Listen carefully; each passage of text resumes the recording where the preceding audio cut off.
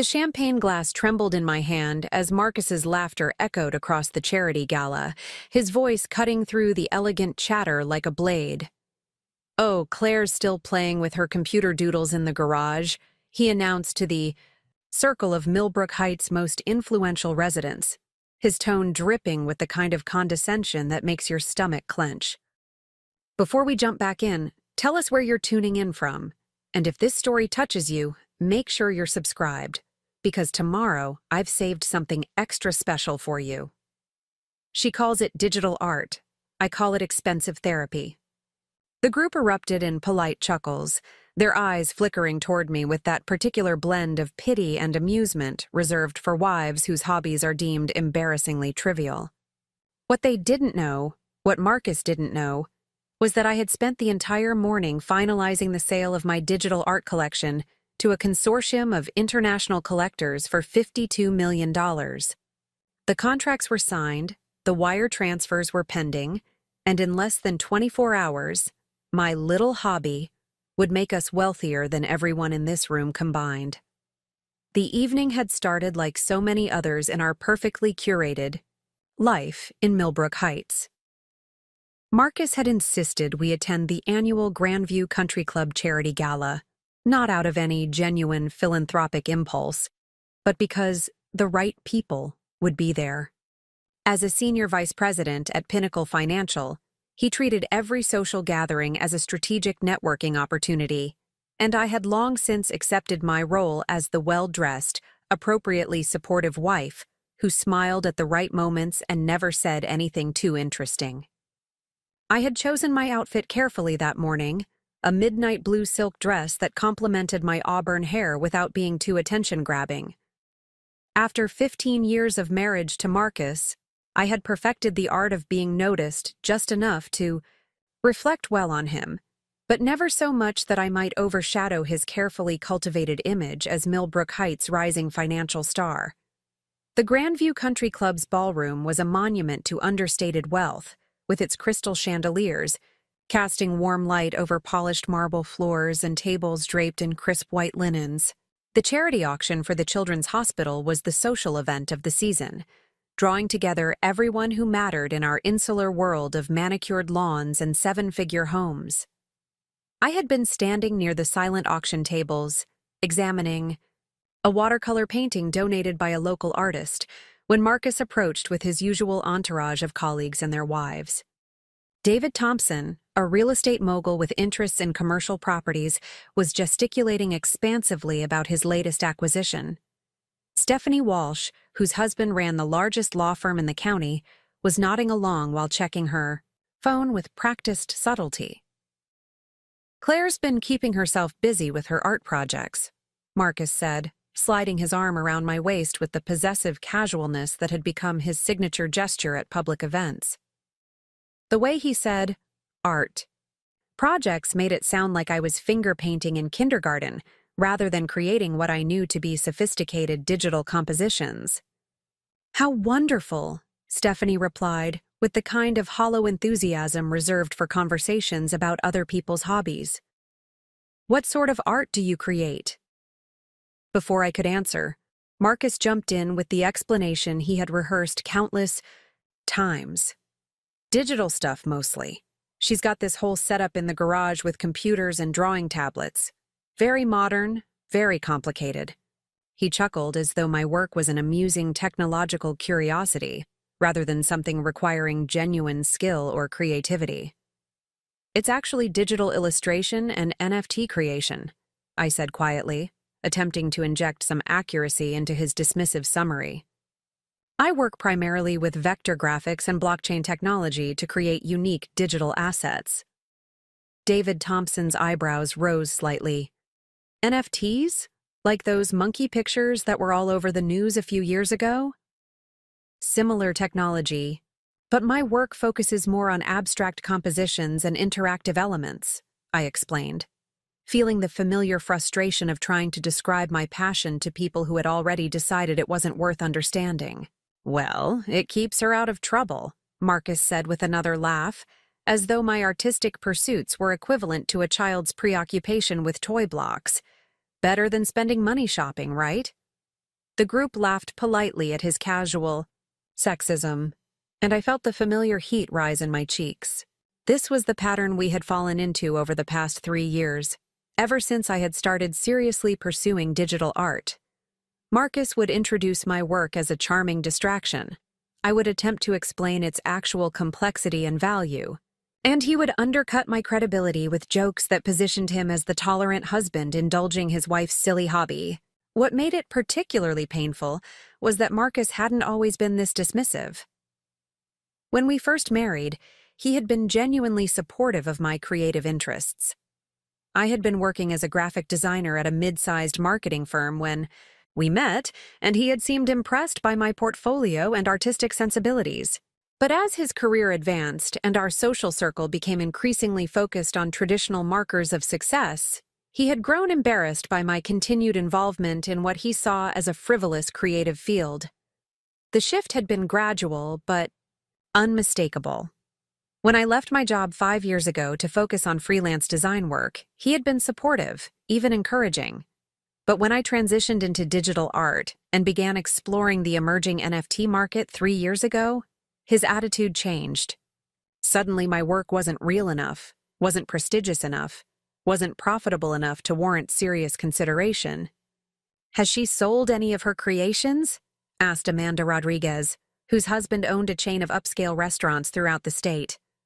The question was asked with genuine curiosity, but I could see Marcus tense slightly beside me. "A few small pieces here and there," he said before I could respond. "Nothing significant. It's more about the creative fulfillment than the financial return." This was a lie, and we both knew it. Over the past 18 months, I had been quietly building a reputation in the digital art community under the pseudonym CD Vision. My work had been featured in several online galleries, and I had sold pieces ranging from $500 to $15,000 each. More importantly, I had been approached repeatedly by collectors and investment groups interested in acquiring larger bodies of my work. But Marcus either didn't know the extent of my success or he chose to ignore it. I had learned to keep my achievements to myself after the first few times I excitedly shared good news, only to have him minimize its importance or find ways to diminish my accomplishment. "Claire's very talented," said Rachel Kim, who had appeared at my side with perfect timing. Rachel was one of the few people in our social circle who genuinely understood and appreciated my work. As the chief technology officer for a major software company, she had both the technical knowledge to understand the complexity of digital art creation and the business acumen to recognize its growing market value. Her compositions are really quite sophisticated. The way she layers interactive elements is remarkable. Marcus's smile tightened almost imperceptibly. He had never been comfortable with Rachel's presence in our lives, partly because she represented the kind of professional success that he felt should be exclusively masculine, and partly because she refused to play along with his narrative about my work being a harmless hobby. "Rachel's very kind," Marcus said, his tone suggesting that kindness was somehow equivalent to dishonesty. "But let's be realistic about the market for this type of thing. It's very niche, very volatile, not exactly a stable investment opportunity." "The NFT market has actually stabilized quite a bit," Rachel replied calmly, "and the technology is evolving rapidly. Some of the most innovative digital artists are commanding serious prices from institutional collectors." I watched Marcus's jaw tighten as Rachel spoke. He hated being contradicted, especially by women, and especially about topics where his knowledge was limited. But he was too socially savvy to argue directly with Rachel, given her reputation and connections in the tech industry. "Well, we'll see," he said with forced lightness. "Maybe Claire will surprise us all and become the next Picasso of pixels." The group laughed at his joke, and I felt something crack inside my chest. The casual cruelty of reducing my years of dedicated work to a punchline was devastating enough, but doing it in front of people whose opinions mattered to our social standing felt like a public humiliation. "If you'll excuse me," I said with a smile I hoped appeared more genuine than it felt. "I need to check on something." I walked toward the ladies' room, needing a moment to compose myself before returning to the performance of being Marcus's appropriately supportive wife. As I passed through the elegant hallway lined with portraits of the country club's founding members, I caught a glimpse of myself in an antique mirror. I looked pale, strained, like someone slowly disappearing under the weight of constant diminishment. In the privacy of the marble-appointed restroom, I pulled out my phone and opened my encrypted messaging app. 3 new notifications awaited. Me, all from Tony Castellano, the art advisor who had been coordinating the sale of my collection. The messages were brief but electrifying. Contracts executed, wire transfers confirmed.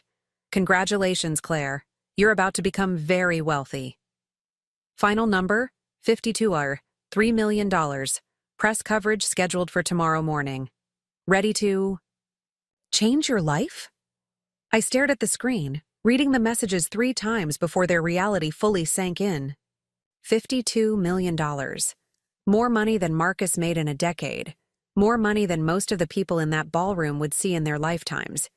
And it had all come from my little hobby, my computer doodles, my expensive therapy. For 3 years, I had been building this collection in secret, working 16-hour days in my converted garage studio while Marcus attended his networking events and business dinners. I had taught myself advanced digital illustration techniques, studied blockchain technology until I understood it better than most tech professionals, and developed a unique artistic style that combined traditional compositional principles with cutting-edge interactive elements. Preparing and narrating this story took us a lot of time, so if you are enjoying it, subscribe to our channel. It means a lot to us. Now back to the story.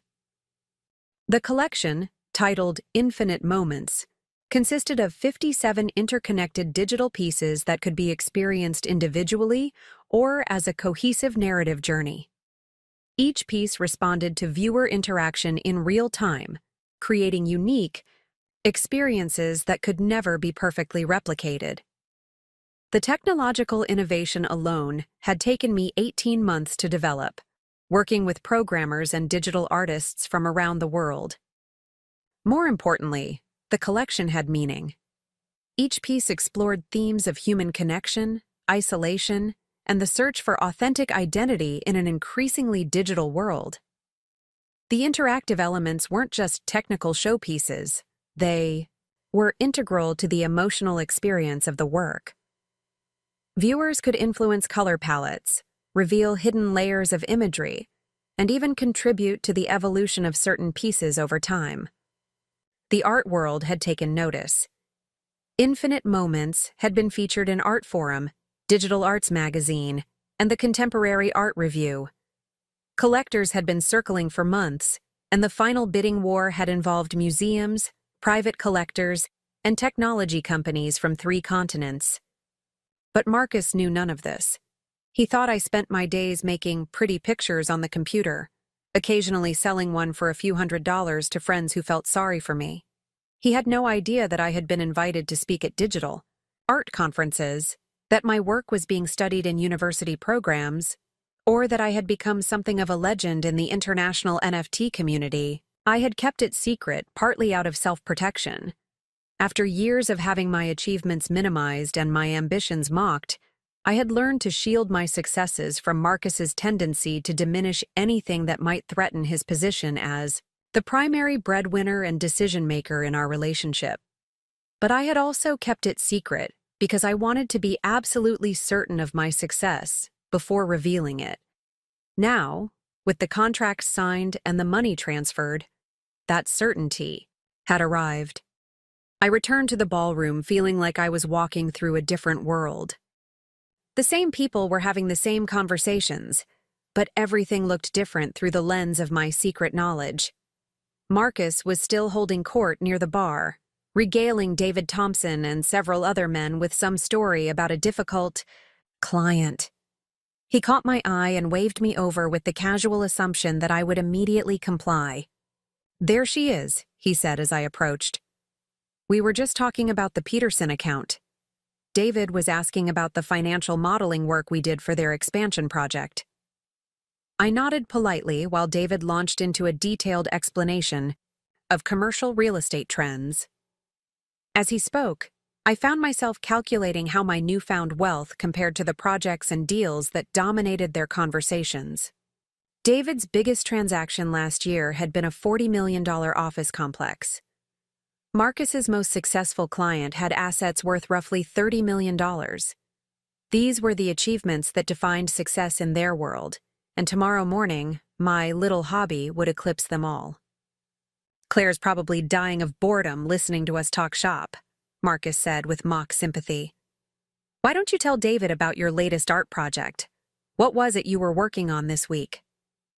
The question was clearly intended to redirect the conversation toward something he considered more appropriate for me to discuss.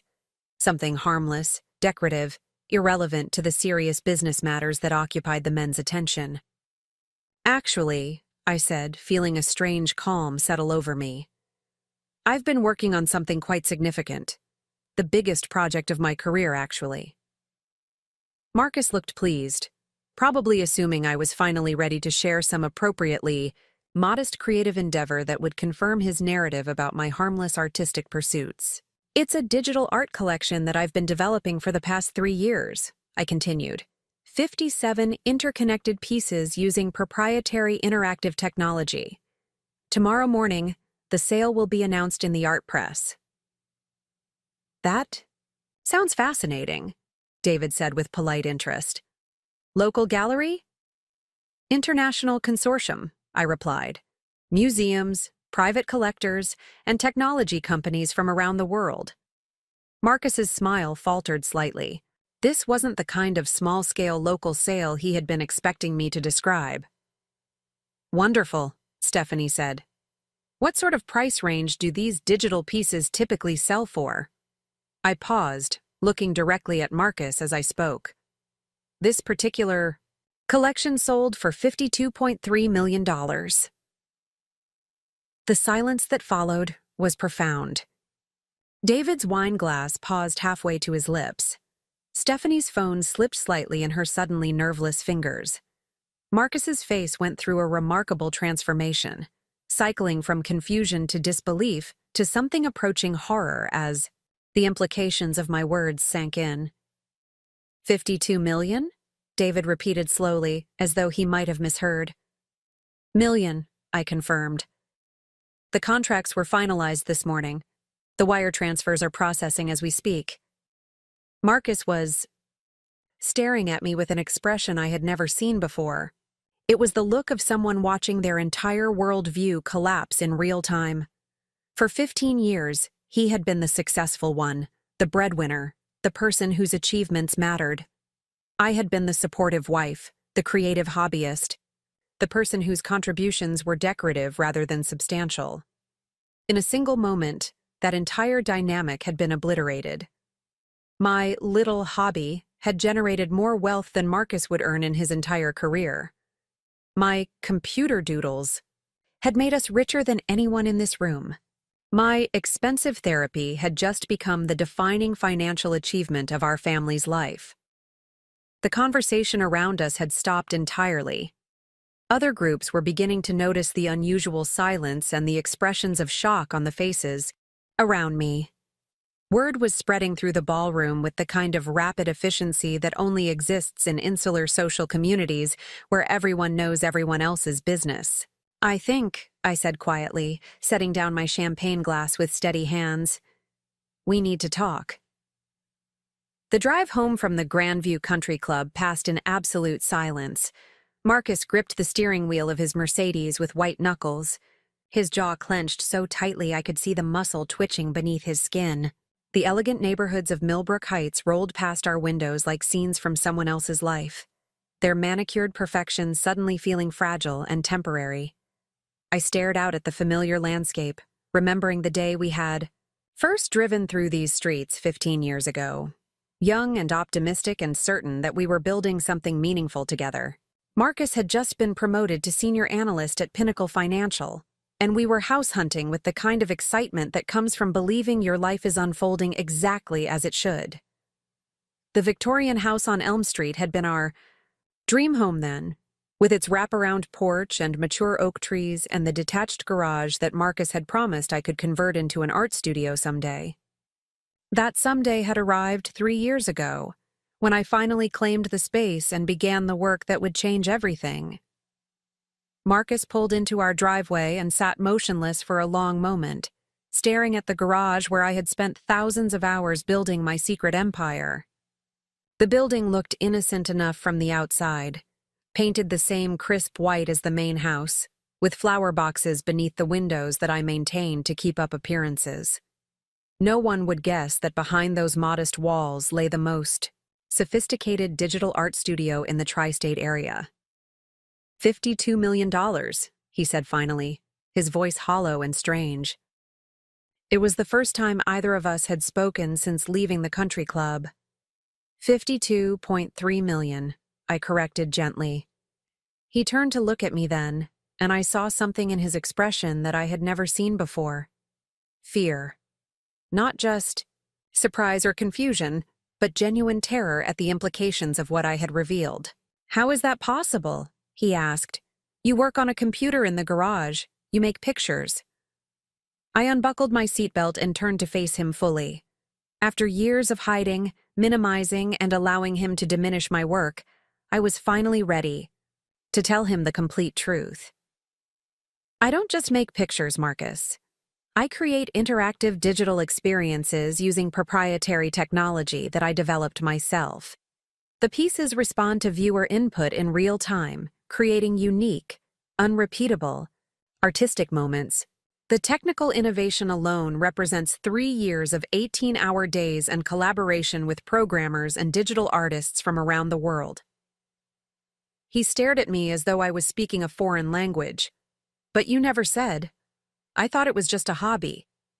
"You made it very clear that you thought it was just a hobby," I replied. "Every time I tried to explain the complexity of what I was doing, you dismissed it. Every time I mentioned a sale or recognition, you minimized it. After a while, I stopped trying to share my successes with you." The truth was more complicated than that, but it was a place to start. The real story began 3 years ago, when I first discovered the emerging world of NFTs and blockchain-based art. I had been feeling increasingly isolated in my traditional graphic design work, creating marketing materials and corporate brochures that satisfied clients but left me creatively empty.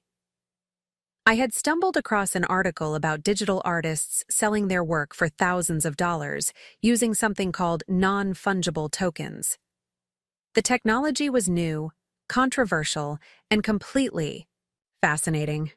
Instead of dismissing it as a fad, I had spent 6 months learning everything I could about blockchain technology, smart contracts, and the emerging digital art marketplace. My background in graphic design gave me the technical skills to create sophisticated digital artwork, but I quickly realized that the most successful NFT artists weren't just making pretty pictures. They were creating new forms of artistic expression that could only exist in digital form, using the unique properties of blockchain technology to build scarcity, provenance, and interactivity into their work. I had converted the garage into a proper studio, installing professional lighting, multiple high-end computers, and specialized equipment for creating and displaying digital art. Marcus had barely noticed the transformation, assuming I was simply upgrading my hobby space. When packages arrived containing thousands of dollars worth of software and hardware, he never asked about the cost or the purpose. The learning curve had been steep.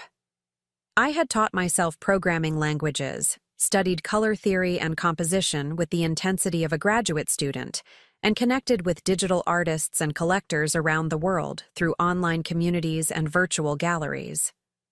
The art world I discovered was unlike anything I had experienced in traditional creative fields. It was global, democratic, and intensely focused on innovation and experimentation. My first sale had been a simple animated piece that I created as an experiment in viewer interactivity. The buyer paid $800, which seemed like a fortune at the time. Marcus had been pleased when I told him, treating it as confirmation that my hobby was finally generating some return on investment. But that first sale had opened doors I hadn't expected. The buyer was a collector who specialized in emerging digital artists, and he shared my work with other collectors and curators. Within 6 months, I was selling pieces regularly for prices that ranged from $2,000 to $8,000 each. More importantly, I was developing a reputation for technical innovation. My pieces weren't just visually striking. They pushed the boundaries of what was possible in digital art. I created works that evolved over time, pieces that responded to external data like weather patterns or stock market fluctuations, and interactive experiences that allowed viewers to influence the artwork in meaningful ways. The pseudonym CD Vision had been necessary from the beginning. The digital art world was small and interconnected, and I didn't want my growing reputation to be complicated by my connection to Marcus and his corporate social circle. I also knew that Marcus would find ways to undermine my confidence if he truly understood the scope of what I was achieving. Under my pseudonym, I was free to take creative risks and engage with the art community as a serious professional. I spoke at conferences about the intersection of technology and creativity. I collaborated with museums on experimental digital exhibitions. I was profiled in art magazines and invited to participate in prestigious virtual galleries. All of this happened in parallel to my life as Marcus's wife in Millbrook Heights, where I continued to play the role of the woman whose creative pursuits were harmless and inconsequential. The compartmentalization had been exhausting, but it had also been necessary for my artistic development. I still don't understand how you went from selling a few pictures to $50 million, Marcus said, his voice heavy with confusion and something that might have been resentment. I looked toward the garage where the lights were still on, from my morning work session. Because I wasn't just selling a few pictures. Over the past 18 months, I was building a coherent body of work that represents a genuine innovation in digital art. The Infinite Moments collection isn't just 57 individual pieces. It's a complete artistic statement that explores human connection and identity in the digital age. The collection had been my most ambitious project, requiring not just artistic vision, but significant technical development. Each piece in the series was designed to interact with the others, creating an ever-evolving network of visual and auditory experiences.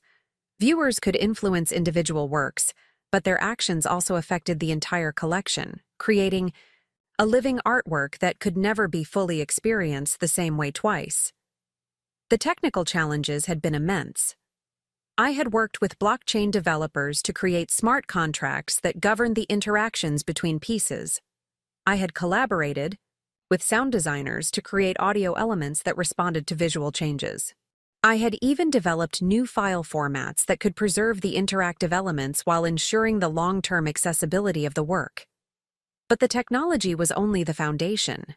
The real innovation was in how I used these tools to create genuinely moving artistic experiences. Each piece in the collection told part of a larger story about human relationships in an increasingly connected but isolating world. The interactivity wasn't just a gimmick, it was integral to the emotional impact of the work. Artforum called it the most significant development in digital art since the invention of computer graphics, I said quietly. The Museum of Modern Art acquired 3 pieces for their permanent collection. The Tate Modern is planning a solo exhibition next year. Marcus was staring at me with an expression of complete bewilderment. This was information that fundamentally contradicted everything he thought he knew about my work and my capabilities. "But why didn't you tell me?" he asked. "Why keep it secret?" The question hung between us, loaded with years of accumulated hurt and disappointment. How could I explain that I had tried to share my growing success, only to have him dismiss each achievement as insignificant? How could I make him understand that his constant minimization of my work had taught me to protect my victories from his need to diminish them? "Do you remember when I sold my first piece for $800?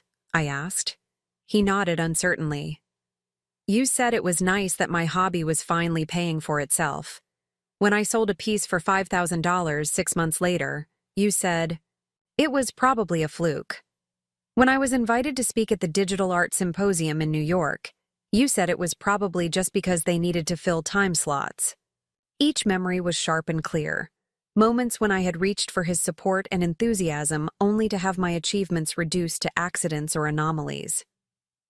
Every time I tried to share good news with you, you found a way to make it smaller. I continued. After a while, I learned to keep my successes to myself, rather than risk having them diminished. Marcus was quiet for a long moment, and I could see him processing not just the financial implications of my revelation, but the relationship implications as well. For 15 years, he had been the successful one, the breadwinner whose achievements mattered. I had been the supportive spouse whose contributions were decorative and optional. Now, suddenly, I was not just financially successful, but professionally recognized in ways that his corporate achievements could never match. My work was being studied in universities and displayed in museums. I had created something genuinely new and valuable that would outlast any quarterly report or business deal. $52 million, he repeated, as though saying it again might make it more comprehensible. The money is just one measure of success, I said. What matters more to me is that I've created something meaningful, something that pushes the boundaries of what art can be and do. But even as I said it, I knew the money mattered too. Not because of what it could buy, but because of what it represented. Financial independence, the ability to make choices, based on my values rather than economic necessity. The freedom to pursue my artistic vision without worrying about practical considerations. More than that, the money was proof of value that even Marcus couldn't dismiss or minimize. He might not understand the artistic merit of my work, but he understood wealth and success in concrete terms. $52 million was a language. He spoke fluently, a form of achievement he couldn't pretend was accidental or insignificant. We sat in the car for another few minutes, both of us lost in our own thoughts. The neighborhood around us was quiet and peaceful, the kind of suburban tranquility that had once represented security and success. Now it felt small and confining. Like a stage set for a play I was no longer interested in performing. "I need to see it," Marcus said finally. "The studio, the work. I need to understand what you've been doing." I nodded, recognizing that this moment had been inevitable from the moment I decided to reveal my success. There would be no more secrets, no more compartmentalization. Marcus was about to see the full scope of what I had built while he thought I was playing with computer doodles in the garage. We walked up the driveway together, past the flower boxes, and painted shutters that had hidden my transformation for 3 years. As I unlocked the studio door, I felt a mixture of excitement and apprehension. This space had been my sanctuary, my private world where I could explore ideas and take creative risks without judgment or interference. The door swung open to reveal a space that bore no resemblance to a hobby room or casual art studio. Professional. Lighting illuminated multiple workstations equipped with high-end computers and specialized monitors, capable of displaying the full color spectrum required for professional digital art. The walls were lined with reference materials, technical, manuals, and printed samples of my work. A large presentation screen dominated one wall, currently displaying the opening sequence of the Infinite Moments collection. Marcus stepped inside and stopped, turning slowly to take in the sophistication of the setup. This wasn't the amateur enthusiast space he had imagined. It was clearly the workshop of a serious professional, equipped with tools and technology that represented a significant investment of both money and expertise. "This is what you've been doing?"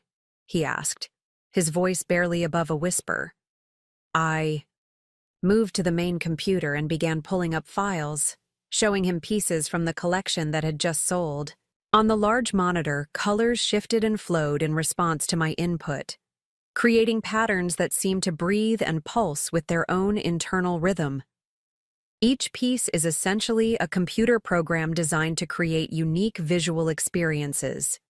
I explained, manipulating the interface to demonstrate the interactive elements.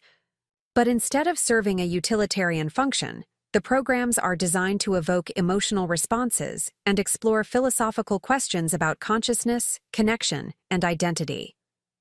I showed him how viewers could influence the artwork through various inputs, how the pieces responded to external data streams, and how the entire collection formed an interconnected network of visual and auditory experiences.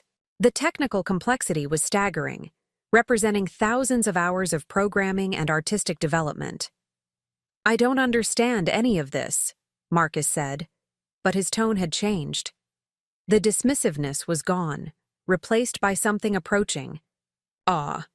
"How did you learn to do this?" "The same way anyone learns anything complex," I replied. "Study, practice, collaboration, and years of dedicated work. I taught myself programming languages, studied color theory and composition, worked with technical consultants, and connected with other artists pushing similar boundaries."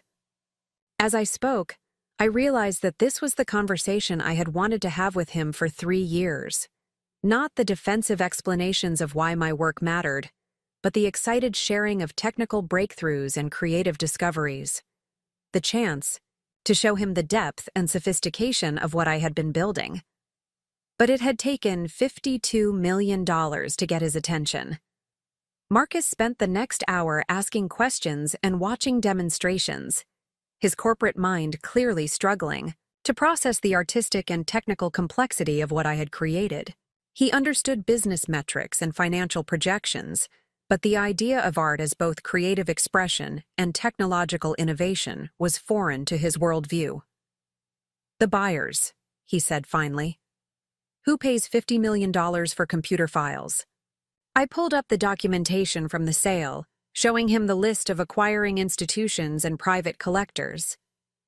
Museums, technology companies, and wealthy individuals from around the world had participated in the acquisition, each drawn by different aspects of the collection's innovation and artistic merit.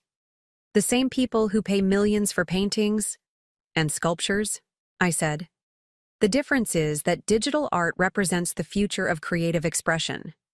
We're still in the early stages of understanding what's possible when you combine artistic vision with advanced technology." Marcus studied the acquisition documents with the focused attention he usually reserved for financial reports. I could see him calculating the implications, not just of my current success, but of my potential for future earnings. "This isn't going to be your only collection," he said, and it wasn't really a question. "No," I confirmed. "I have 3 more major projects in development, and there's already significant collector interest based on the success of Infinite Moments." For the first time since we had left the country club, Marcus smiled, but it wasn't the warm, proud smile of a supportive spouse celebrating their partner's achievement. It was the calculating smile of someone recognizing a valuable business opportunity. That smile told me everything I needed to know about what would happen next. Marcus wasn't going to apologize for years of dismissing my work or acknowledge the damage his attitude had caused. Instead, he was going to try to position himself as a supportive partner who had always believed in my potential. The money had changed everything between us, but not in the way I had hoped. Instead of earning his respect for my artistic achievements, I had simply moved myself from one category to another in his mental framework. I was no longer the wife with expensive hobbies. I was now the wife with valuable assets. As we walked back to the house that night, I realized that revealing my success had solved one problem while creating several others. Marcus could no longer dismiss my work as insignificant, but his sudden interest felt opportunistic rather than genuine. The respect I had craved for so long was finally being offered, but it was based on financial value rather than artistic merit. The foundation of our relationship had shifted in ways that we were both still trying to understand. But one thing was certain. There would be no going back to the old dynamic where Marcus's achievements mattered and mine were merely decorative. The balance of power had changed permanently, and neither of us was quite sure what that meant for our future together. The transformation began immediately. Over the next 72 hours, I watched Marcus cycle through emotions like a man trying on different personalities, searching for the one that would best serve his interests in our new reality. Monday morning brought contrition, carefully, delivered over coffee and croissants that he had personally prepared, a gesture so unusual that it felt more like a performance than genuine thoughtfulness. "I've been thinking about Saturday night," he said, settling into the chair across from me with an expression of practiced sincerity. "I owe you an apology, Claire. I clearly didn't understand the scope of what you were achieving." I sipped my coffee and waited for the inevitable qualifier, the but, that would allow him to acknowledge my success while absolving himself of responsibility for years of dismissive behavior. "I suppose I was so focused on protecting you from disappointment that I didn't recognize when protection became discouragement," he continued, his tone carefully modulated to suggest good intentions rather than deliberate undermining. There it was. The narrative that would allow him to reframe his behavior as misguided support rather than systematic diminishment. I had heard similar explanations from him before, whenever his actions were called into question. Marcus had perfected the art of acknowledging problems while avoiding accountability. "I see," I said neutrally, refusing to make his redemption easy. He shifted in his chair, clearly expecting more enthusiasm for his offered apology. "I think we should celebrate properly. Maybe dinner at Le Bernardin this weekend? I could make some calls, see if we can get a good table." Le Bernardin, the restaurant we had visited exactly twice in 15 years of marriage, both times to celebrate Marcus's promotions. It was his default gesture for occasions he deemed worthy of expensive recognition, a place where the exclusivity of the reservation was almost as important as the quality of the food. "That's thoughtful," I replied, "but I'm not sure I'll be available this weekend. I have several conference calls scheduled with galleries and collectors who want to discuss future projects." This was true, though the calls were scheduled for my convenience rather than theirs. The success of Infinite Moments had created immediate demand for my next collection, and I was fielding inquiries from institutions and collectors around the world. My calendar for the next month was already fuller than it had been in years. Marcus's expression flickered with something that might have been irritation before settling back into supportive understanding. "Of course, business first. Maybe we can find time later in the month." But I could see the calculations happening behind his eyes. In the old dynamic, my schedule would have been automatically subordinate to his plans. If Marcus wanted to celebrate with dinner at an expensive restaurant, I would have rearranged whatever conflicts existed to accommodate his timeline. Now, suddenly, my professional commitments took precedence, and he was the one adjusting his expectations. Tuesday brought a different approach. Marcus arrived home from work with a bouquet of white orchids and a bottle of Dom Perignon, the kind of grand gesture he typically reserved for impressing clients or celebrating major business deals. "I thought we should toast your incredible achievement," he announced, setting the flowers on the kitchen counter with a flourish. $52 million, Claire. It's extraordinary." I accepted the flowers graciously while noting that this was the first time he had used the word extraordinary to describe any aspect of my work. For 3 years, my digital art had been nice, or interesting, or a good way to stay busy. The transformation of his vocabulary was as sudden as it was transparent. "Thank you," I said, arranging the orchids in a vase. "They're beautiful. I've been telling everyone at the office about your success," he continued, popping the cork on the champagne with practiced ease. "David from Investment Management wants to know if you'd be interested in discussing portfolio strategies for managing sudden wealth. Stephanie from Tax Planning thinks we should schedule a meeting to discuss the implications for our returns."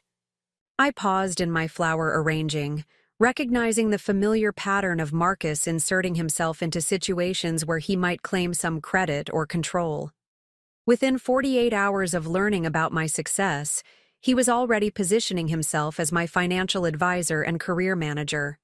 "I appreciate the offers," I said carefully, "but I already have financial advisors and tax specialists who understand the art market. Tony Castellano recommended them when we were structuring the sale." Marcus's smile tightened almost imperceptibly. Tony Castellano was the art advisor who had coordinated the acquisition of my collection, a man whose expertise and connections Marcus couldn't match or replicate. The existence of an entire professional support system that Marcus knew nothing about was clearly unsettling to him. "Of course," he said, pouring champagne into 2 crystal flutes. "Though it might be worth getting a second opinion from people who understand our broader financial picture." Our broader financial picture. The phrase was carefully chosen to suggest shared assets and joint decision-making, when in reality Marcus knew almost nothing about my income, expenses, or financial planning over the past 3 years. I had kept my art-related finances completely separate from our joint accounts, partly out of habit, and partly out of a growing awareness that financial independence might someday prove important. "I'll consider it," I said, accepting the champagne. Flute he offered. Wednesday brought the most telling transformation yet. Marcus emerged from his home office that evening with a stack of printouts and a yellow legal pad covered with notes, the kind of preparation he typically brought to important business presentations. "I've been doing some research," he announced, spreading the papers across our dining room table with the organized precision of a consultant preparing a client pitch. "The digital art market is fascinating, much more sophisticated than I realized." I examined the papers he had assembled, printouts from art market websites, analysis of NFT sales data, profiles of successful digital artists, and what appeared to be a comprehensive overview of blockchain technology and its applications in creative industries. Marcus had clearly spent considerable time educating himself about my field, something he had never bothered to do in 3 years of living with my work. "This is impressive research," I said, meaning it sincerely while also recognizing the implications of its timing. "I think there are significant opportunities here," Marcus continued, settling into what I recognized as his business development mode. "The market is still emerging, which means early positioning could be extremely valuable. Have you considered developing a more systematic approach to production and marketing?" I set down my wine glass and studied his earnest expression.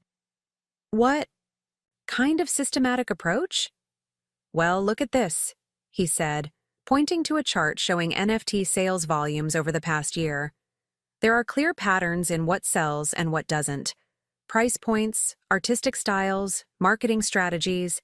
If we could analyze your most successful pieces and identify the common elements, we could potentially optimize future production for maximum market impact." The word "we" hung in the air like smoke from an expensive cigar, pleasant-smelling but ultimately toxic. Marcus was proposing to apply business analytics to my artistic process, to reduce the creative exploration and emotional authenticity of my work, to market research and profit optimization. "Art isn't really a systematic process," I said gently. "The pieces that resonate most strongly are usually the ones that come from genuine creative impulses, rather than market calculations." "But surely there's room for both," Marcus replied, his enthusiasm undimmed by my lukewarm response. "Creative integrity and smart business practices don't have to be mutually exclusive. Some of the most successful artists in history were also savvy about marketing and positioning." He wasn't wrong, exactly. Many great artists had been thoughtful about the commercial aspects of their work.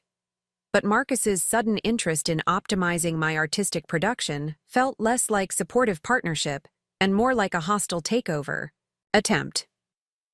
"I'll think about it," I said, using the same diplomatic non-commitment I had offered to his previous suggestions. But that night, lying in bed while Marcus slept beside me, I found myself thinking about more than just his business proposals. I was thinking about the fundamental shift that had occurred in our relationship dynamic and what it meant for our future together. For 15 years, Marcus had been the primary breadwinner, the spouse whose career took precedence when we made major decisions. Where we lived, how we spent our money, which social events we attended, even how we allocated our time. All of these choices had been implicitly structured around supporting Marcus's professional advancement and maintaining his position in the corporate hierarchy that defined our social world. I had accepted this arrangement partly because it seemed natural, and partly because I lacked the financial independence to challenge it effectively. Even when I was working as a graphic designer, my income was significantly less than Marcus's, which gave him de facto authority over major decisions. When I transitioned to freelance work and then to digital art, the income differential became even more pronounced, effectively cementing his role as the decision-maker in our household. Now suddenly those roles had reversed. My artistic work had generated more wealth than Marcus would earn in his entire career, and my professional reputation was growing in ways that transcended simple financial success. Museums were acquiring my work for their permanent collections. Universities were developing curricula around the techniques I had pioneered. I was being invited to speak at conferences and contribute to academic publications about the future of digital art. Marcus's corporate success, while significant within his industry, couldn't compete with that kind of cultural impact. He could make senior vice president or even partner at Pinnacle Financial, but he would never create something that fundamentally changed how people thought about creativity and technology. The realization was both liberating and terrifying. For the first time in our marriage, I had the financial freedom to make choices based on my own values and priorities rather than economic necessity. I could pursue artistic projects that interested me regardless of their commercial viability. I could travel, collaborate with other artists, even relocate to a different city if it would advance my creative development. But I could also end my marriage. The thought arrived unbidden and unwelcome, but once it had formed, I couldn't dismiss it. The money had given me options I had never possessed before, including the option to leave a relationship that had become increasingly unsatisfying and constraining. I wasn't ready to make that choice yet, but the knowledge that I could make it changed everything. Marcus's sudden attentiveness and interest in my work felt different when viewed through the lens of financial independence. His apologies seemed more strategic than sincere, his suggestions more controlling than collaborative. Thursday morning brought confirmation of my growing suspicions about Marcus's motivations. I was working in my studio when he appeared in the doorway with his laptop and a cup of coffee, settling into the spare chair I kept for the rare occasions when I had visitors. "Do you mind if I work out here this morning?" he asked with studied casualness. "The lighting is better than my office, and I need to review some presentations." I glanced up from my computer, where I was developing preliminary concepts for my next collection.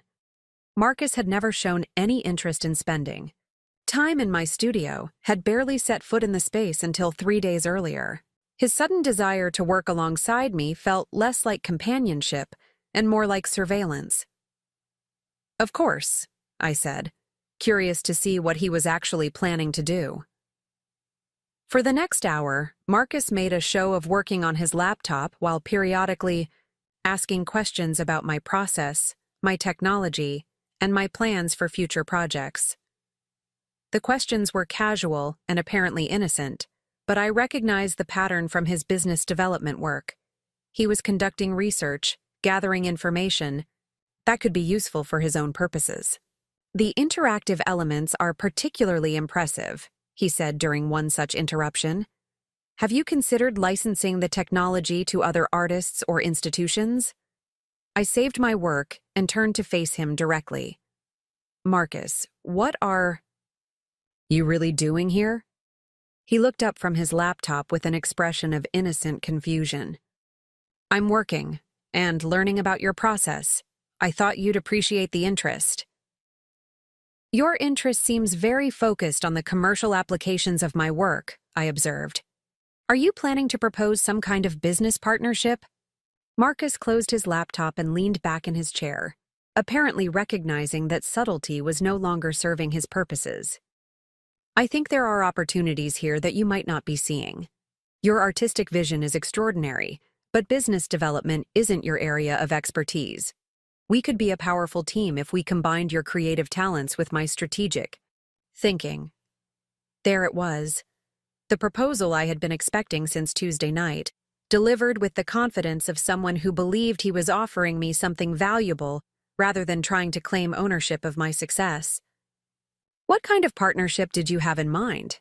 I asked, genuinely curious about how he would frame his proposal. I could handle the business side while you focus on the creative work, Marcus said, warming to his pitch. Marketing, negotiation, strategic planning, relationship management, all the aspects that take time away from your artistic development. It was a reasonable-sounding proposal that would have positioned Marcus as my business manager and given him significant control over my career and finances.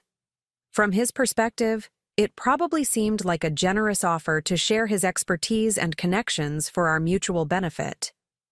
From my perspective, it looked like an attempt to insert himself into my success story and claim partial credit for achievements he had previously dismissed as worthless. I appreciate the offer, I said carefully, but I already have professional representation for those aspects of my career. Tony Castellano and his team handle marketing and sales, and I have legal and financial advisors who specialize in art market transactions. Marcus's expression shifted almost imperceptibly, revealing a flash of frustration before settling back into supportive understanding. Of course, though it might be worth considering whether outside representation really understands your best interests the way family would. Family. The word was loaded with implications about loyalty, shared interests, and mutual obligation. Marcus was suggesting that blood relation made him more trustworthy than experienced professionals, despite having no relevant expertise and a track record of dismissing my work. I'll think about it, I said, returning to my computer screen, in a gesture of polite dismissal. But Marcus didn't take the hint. Instead, he reopened his laptop and continued his surveillance, asking questions and taking notes while maintaining the pretense of working on his own projects. I found his presence increasingly distracting and intrusive, but I wasn't ready for the confrontation that asking him to leave would inevitably provoke. That afternoon, while Marcus was at the office, I called Rachel Kim and asked if she could meet for coffee. Rachel had been the only person at the country club who had genuinely understood and appreciated my work, and I needed perspective from someone who wasn't financially or emotionally invested in my success. We met at a small cafe in downtown, Millbrook Heights, a place where we could speak privately without running into other members of our social circle. Rachel arrived with her usual punctuality and professional composure, though I detected a hint of excitement in her expression. So, she said, settling into the booth across from me with her latte, $52 million. I have to admit, even I didn't see that coming. I laughed for what felt like the first time in days. Neither did I, completely. I knew the collection was strong, but the final sale price exceeded even my most optimistic projections. How is Marcus handling it? Rachel asked, and her tone suggested she already suspected the answer might be complicated. I spent the next 20 minutes describing Marcus's transformation over the past week, from his careful apologies to his business, proposals to his sudden interest in spending time in my studio. Rachel listened without interruption, occasionally nodding in recognition of patterns she had undoubtedly seen in other relationships. "He's trying to reposition himself," she said when I finished. Classic behavior when power dynamics shift. Suddenly, instead of acknowledging that he misread the situation, he's trying to insert himself into your success story as though he always believed in your potential. That's what it feels like, I confirmed. But maybe I'm being unfair. Maybe he genuinely wants to be supportive now that he understands what I've been working toward. Rachel studied my expression with the analytical intensity that made her Such an effective technology executive. Do you believe that? Based on 15 years of marriage, does Marcus's behavior this week feel genuinely supportive or strategically motivated? The question forced me to confront something I had been avoiding. Marcus's sudden transformation felt performative rather than authentic, driven by his recognition of changed circumstances rather than genuine appreciation for my artistic achievements. Strategically motivated, I admitted. Then you need to decide what you want to do about it, Rachel said gently. The money has given you options you didn't have before. You can stay in the marriage and work to rebuild it on more equitable terms, or you can use your newfound independence to explore other possibilities. The phrase encompassed everything from career opportunities to geographic relocation to ending my marriage entirely. For the first time in my adult life, I had the financial freedom to make choices based on what I wanted, rather than what I could afford. I'm not ready to make any major decisions yet, I said, but I think I need to establish some boundaries about how we move forward. Rachel nodded approvingly. Boundaries are good, especially with someone who's used to being in control and is suddenly facing a very different dynamic. We talked for another hour about practical considerations and relationship strategies, and by the time I returned home, I had developed a clearer sense of how I wanted to handle Marcus's transformation. I wouldn't be cruel or dismissive, but I also wouldn't allow him to claim ownership of my success or control over my future decisions. The conversation I needed to have with Marcus wouldn't be easy, but it was necessary. Our relationship had reached a crossroads, and the direction we chose would determine whether we could build something genuinely equitable together or whether my newfound independence would ultimately lead us in different directions. That evening, I began preparing for the most important negotiation of my marriage. Friday arrived with the crisp clarity of autumn in Millbrook Heights, sunlight streaming through our kitchen windows as I prepared what would become the most consequential breakfast conversation of our marriage. Marcus sat at the island, scrolling through his phone while absently consuming the steel-cut oats I had prepared. His attention focused on financial news and market reports that suddenly seemed smaller and less significant than they had a week earlier. I had spent most of the previous night rehearsing what I needed to say, finding the balance between honesty and kindness that would allow us to move forward with clarity rather than resentment. The revelation at the country club had changed the fundamental dynamics of our relationship, but we hadn't yet addressed what that transformation meant for our future together. Marcus, I said, setting down my coffee cup with deliberate precision. We need to have a serious conversation about where we go from here. He looked up from his phone, and I saw him register the gravity in my tone.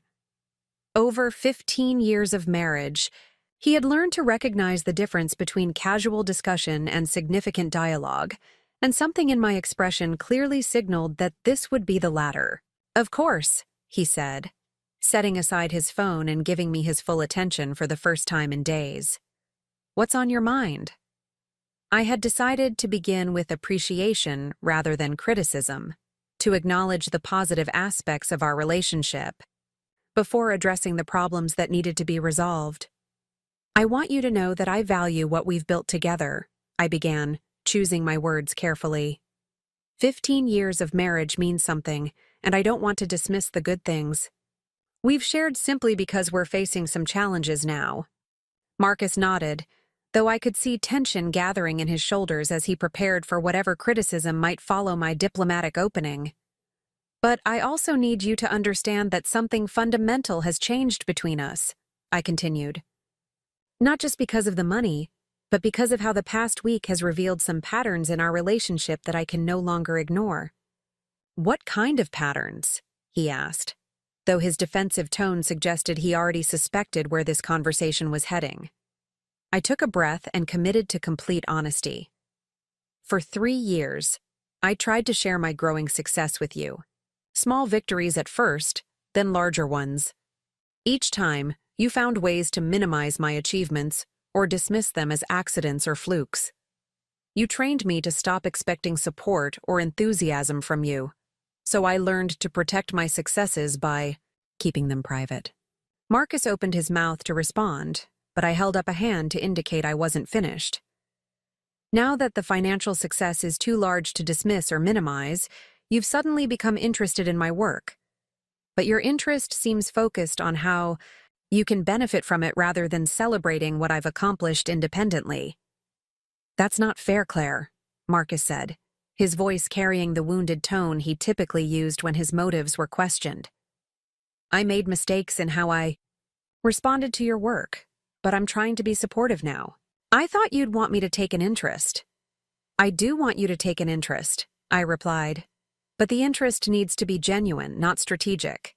When you propose business partnerships or suggest ways to optimize my artistic process for market success, it feels like you're trying to claim ownership of something you previously considered worthless. The words hung between us, more direct and confrontational than our usual pattern of diplomatic conflict avoidance. But the money had given me the courage to speak truths I had been suppressing for years. Marcus was quiet for a long moment, and I could see him struggling with the implications of what I was saying. His entire identity was built around being the successful partner, the provider, the decision-maker, whose judgment guided our major choices.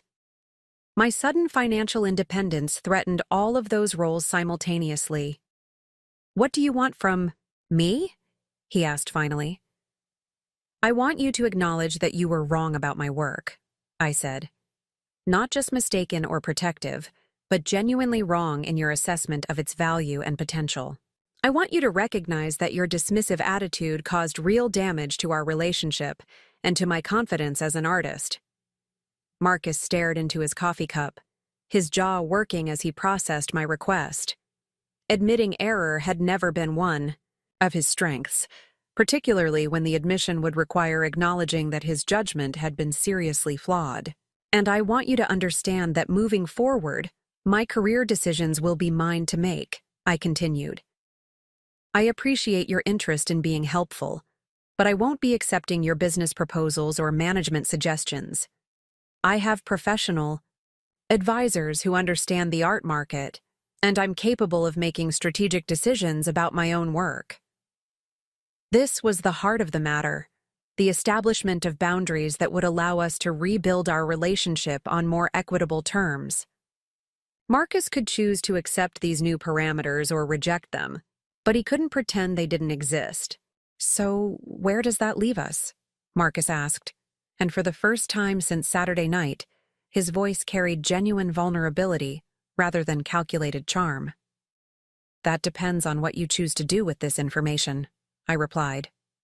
"You can accept that our dynamic has changed and work to build something more balanced, or you can continue trying to reassert control and find yourself increasingly frustrated as I make decisions independently."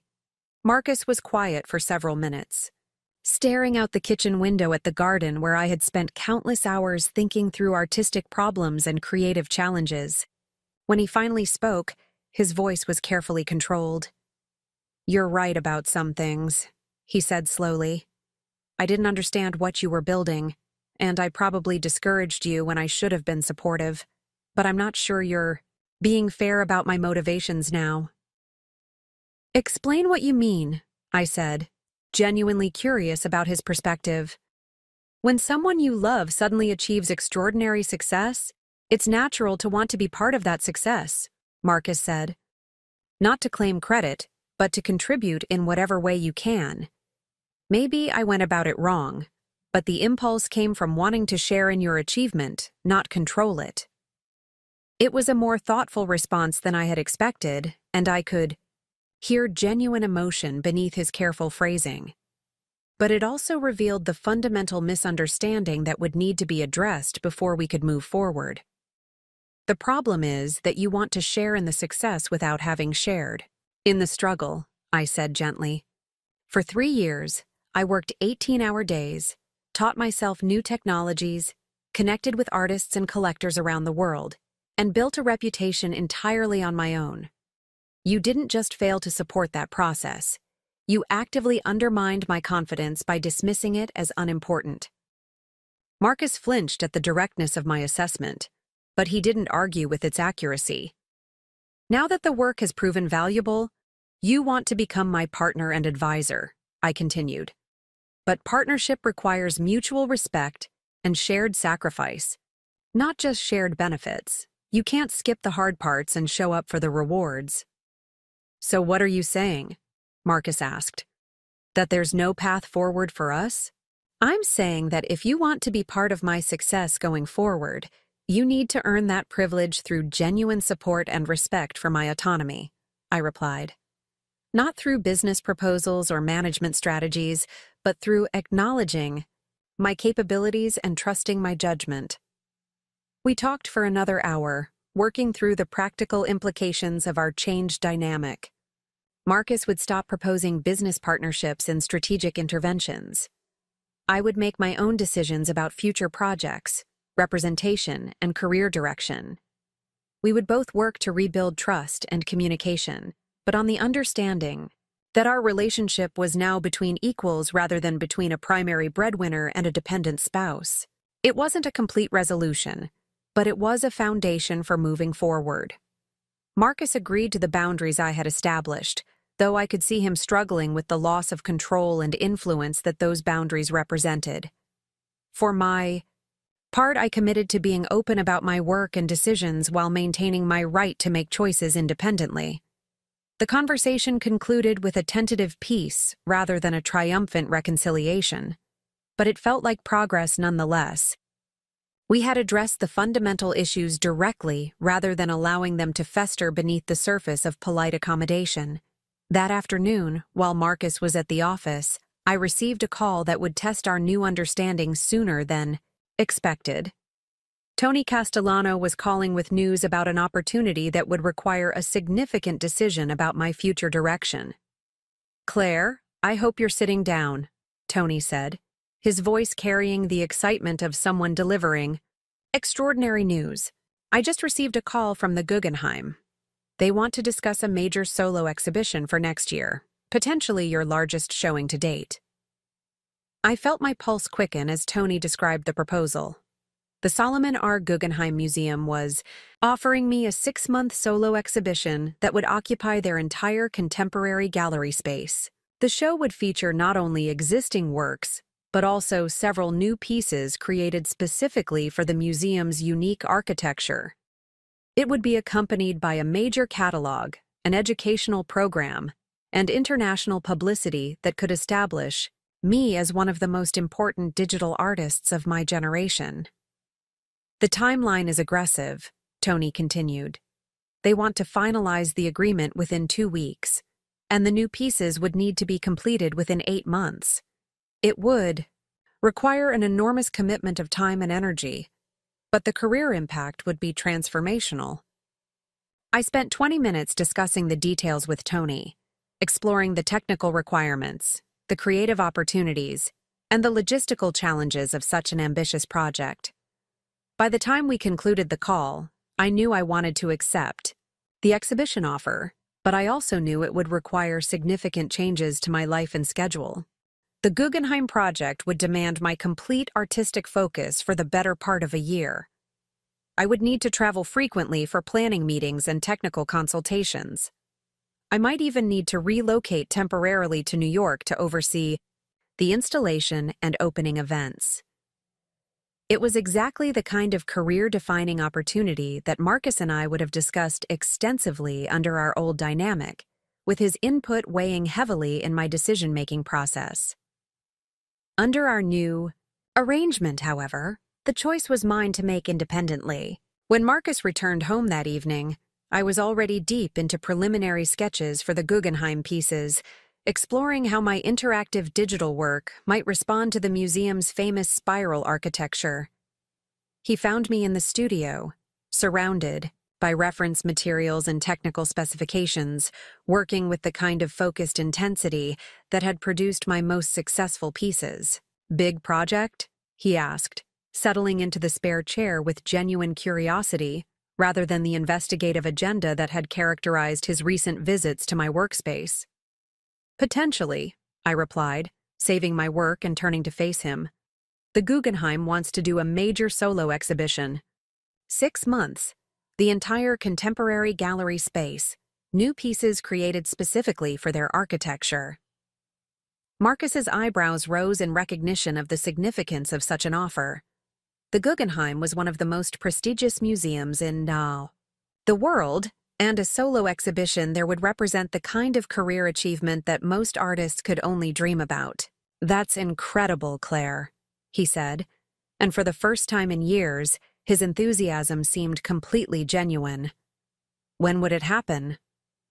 "Next year, if I accept," I said.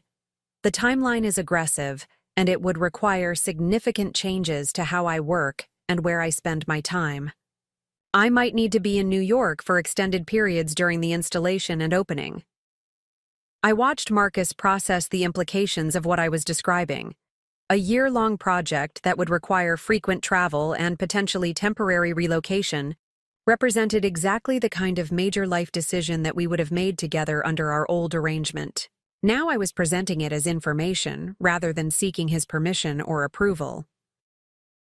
"Are you going to accept?"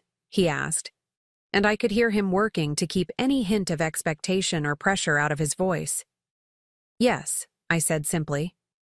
"It's an extraordinary opportunity, and the artistic challenges are exactly what I want to be exploring right now." Marcus nodded slowly, and I could see him adjusting to the reality that I had made a decision that would significantly impact both of our lives without consulting him in the traditional sense. "Is there anything I can do to support the project?" he asked carefully. The question represented exactly the kind of supportive partnership I had been hoping he might be capable of. Instead of trying to manage or control my decision, he was asking how he could help me succeed on my own terms. "Actually, yes," I said, feeling a spark of hope about our potential to rebuild our relationship on healthier foundations.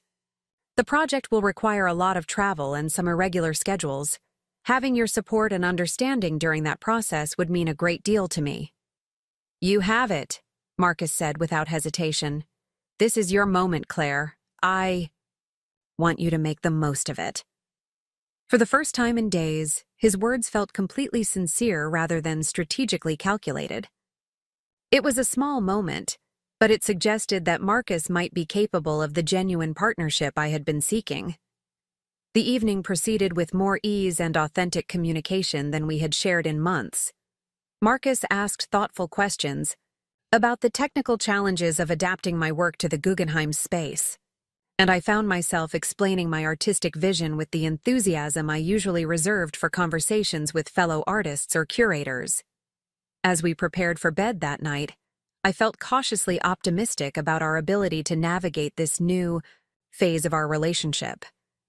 The boundaries I had established that morning seemed to be creating space for more genuine interaction rather than the strategic maneuvering that had characterized Marcus's behavior over the past week. But the real test would come over the following months, as the demands of the Guggenheim project required me to make numerous independent decisions about travel, scheduling, and creative priorities. Our conversation had established the framework for moving forward, but the actual work of rebuilding trust and communication was only beginning. The money had given me the freedom to pursue opportunities like the Guggenheim exhibition without worrying about financial consequences. But it had also forced both Marcus and me to confront fundamental questions about power, respect, and autonomy in our marriage.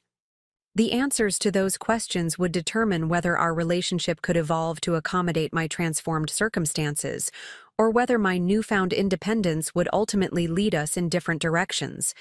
As I fell asleep that night, I felt grateful for the clarity that had emerged from our difficult conversation, even though I knew the hardest work lay ahead.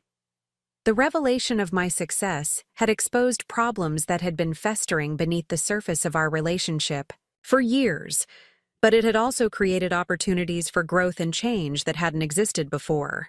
Whether Marcus and I could build something stronger and more equitable from the ruins of our old dynamic remained to be seen.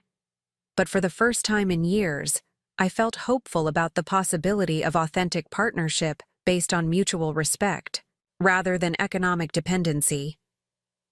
The morning would bring new challenges and decisions. but I would face them from a position of strength and clarity that my artistic success had made possible. The woman who had hidden her achievements to avoid Marcus's dismissive responses was gone, replaced by someone confident enough to claim her space and demand the respect her work had earned. The transformation was far from complete, but the foundation had been laid for whatever came next. Part 4. The Revelation. 3 weeks later, I stood in the gleaming lobby of the Pinnacle Tower, waiting to meet Marcus for what he had described as an important lunch with key colleagues. The invitation had arrived that morning via text message, casual and brief, but something in his tone suggested this wasn't simply another routine business meal. I had spent the morning in my studio, working on preliminary concepts for the Guggenheim exhibition, when Marcus called to ask if I could join him downtown for lunch. The request was unusual. He rarely invited me to business-related events, and when he did, the invitations came with much more advance notice and detailed explanations. Nothing formal, he had assured me over the phone. Just a few people from the office who are curious to meet the artist behind all the headlines. Headlines. The word had caught my attention because it suggested that news of my success had spread beyond our immediate social circle. When I pressed him for details, Marcus had been evasive, saying only that word was getting around and people were interested in learning more about my work. Now, standing in the marble-clad lobby of Pinnacle Financial's headquarters, I was beginning to suspect that Marcus's casual lunch invitation might be something more calculated than he had suggested. The building hummed with the kind of expensive energy that came from concentrating significant wealth and power in a single location, and I felt underdressed despite having chosen my outfit carefully. Marcus appeared from the elevator bank at precisely noon, dressed in his best suit and wearing the confident smile he reserved for important client meetings. He embraced me warmly, but I detected a nervousness beneath his polished exterior that suggested this lunch was more significant than he had initially indicated. "You look beautiful," he said, stepping back to assess my appearance with the critical eye he typically reserved for business presentations. "Perfect choice for today." The comment confirmed my suspicion that this lunch was being staged for a specific purpose, though I still wasn't certain what that purpose might be.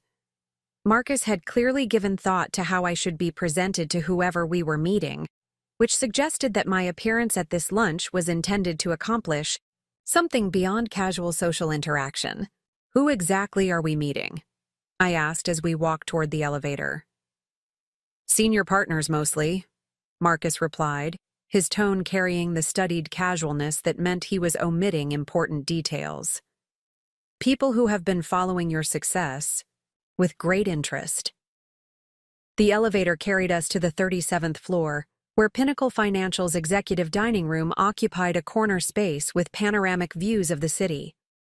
The room was elegant in the understated way that signaled serious money: thick carpets, dark wood paneling, and artwork that had clearly been selected by professional consultants rather than personal taste. A small group was already assembled, around a table set for 8, and I recognized several faces from various social events over the years. These were the senior partners and managing directors who represented the top tier of Pinnacle's hierarchy, people whose approval and support were crucial to Marcus's continued advancement within the firm. "Claire, you remember Jonathan Webster," Marcus said, introducing me to a distinguished man in his 60s whom I recalled from several charity galas. Jonathan was one of Pinnacle's founding partners, with a reputation for both financial acumen and cultural sophistication. "Of course," I replied, accepting Jonathan's warm handshake. "Wonderful to see you again." "The pleasure is entirely mine," Jonathan said with what appeared to be genuine enthusiasm. "I have to confess, I've been following your artistic success with tremendous interest. Marcus has been keeping us updated on your achievements." This was news to me. Marcus had never mentioned discussing my work with his colleagues, and I wondered what version of my success story he had been sharing with the Pinnacle leadership team. As we were seated and introductions continued around the table, I began to understand the true purpose of this lunch. Each person present held significant influence within Pinnacle Financial, and several made comments suggesting they had been briefed extensively about my recent sale and upcoming Guggenheim exhibition. $52 million, said Patricia Chen, a managing director who specialized in high-net-worth client relationships. In the art world, that represents serious institutional recognition.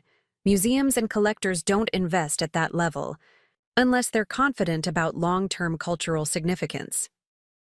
The technology aspects are particularly fascinating, added Robert Walsh, whose wealth management division served many of the region's most affluent families. Digital art represents the intersection of creativity and innovation in ways that traditional media simply can't match. I found myself engaged in an increasingly sophisticated conversation about art market trends, the role of technology in contemporary creativity, and the investment potential of digital assets. These weren't casual questions from people making polite conversation.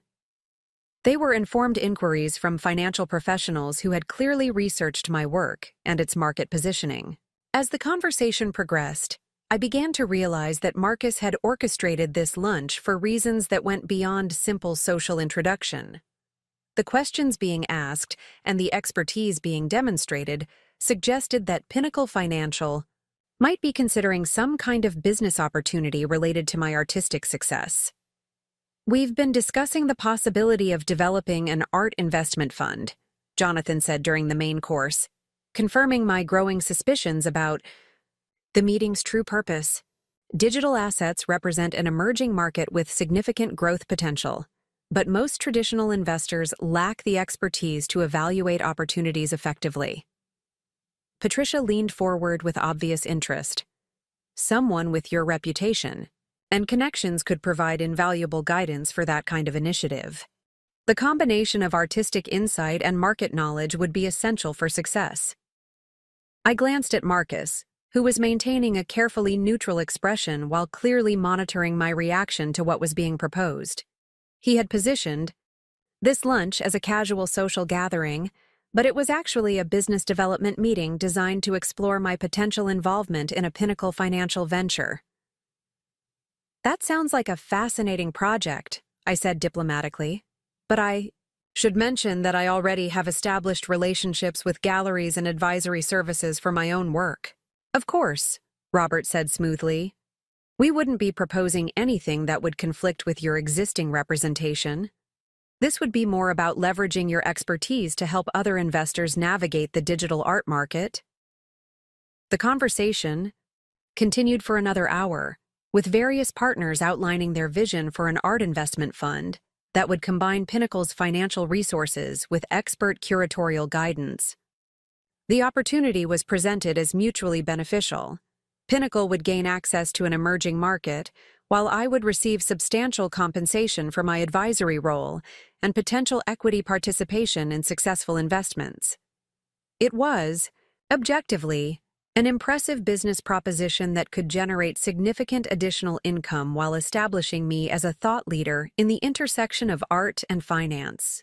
Under different circumstances, I might have been interested in exploring the opportunity further, but the circumstances weren't different.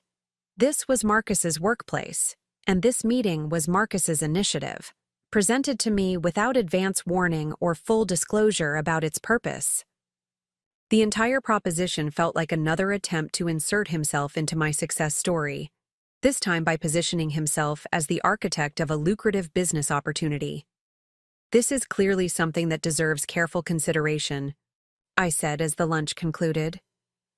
"I appreciate you sharing the concept with me, and I'd be happy to discuss it further once I've had time to think through the implications."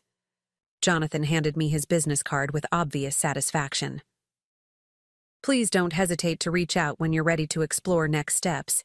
We believe this could be a transformative opportunity for everyone involved." The elevator ride back to the lobby was silent, with Marcus clearly waiting for my reaction to what had just transpired. I remained quiet until we reached the street, where the bustle of downtown pedestrian traffic provided cover for what I knew would be a difficult conversation. "That was interesting," I said neutrally as we walked toward the parking garage where I had left my car. I thought you might find it intriguing, Marcus replied, his tone carefully enthusiastic without being pushy. It's exactly the kind of opportunity that could leverage your expertise in ways that go beyond individual artistic projects. We had reached my car before I felt ready to address what had really happened during that lunch. Marcus stood beside the driver's door, clearly expecting detailed discussion of the business proposition and my thoughts about potential collaboration with Pinnacle Financial. Marcus, I said, turning to face him directly, when you invited me to lunch this morning, you described it as a casual meal with colleagues who were curious about my work. That's essentially what it was, Marcus replied, though his defensive tone suggested he recognized the inadequacy of that characterization. No, it wasn't, I said firmly. It was a business development meeting designed to recruit me for a specific commercial venture. You misrepresented the purpose of the lunch and put me in a position where I was being pitched a business proposition without any advance preparation or warning. Marcus shifted uncomfortably, recognizing that his strategy had been exposed but apparently hoping he could still salvage the situation with explanations and justifications. I thought if you knew the full agenda in advance, you might not come, he admitted. But once you heard the proposal, I was confident you'd see the potential. That's exactly the problem, I replied. You made strategic decisions about how to present me to your colleagues without consulting me about my comfort level or interest in that kind of exposure. You used my success as a prop for your own professional advancement without considering whether I wanted to be involved. The accusation hung between us, more direct and confrontational than the diplomatic boundaries we had established 3 weeks earlier. But Marcus's behavior at this lunch represented exactly the kind of strategic manipulation that I had explicitly asked him to avoid. That wasn't my intention, Marcus said, his voice carrying the wounded tone that meant he was preparing to position himself as misunderstood rather than manipulative. Your intention doesn't matter as much as your impact, I replied.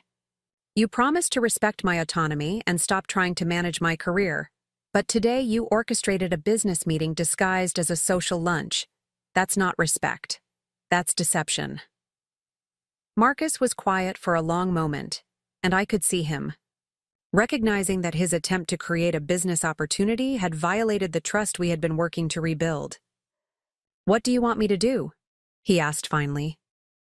I want you to call Jonathan Webster this afternoon and explain that I won't be pursuing the investment fund opportunity, I said.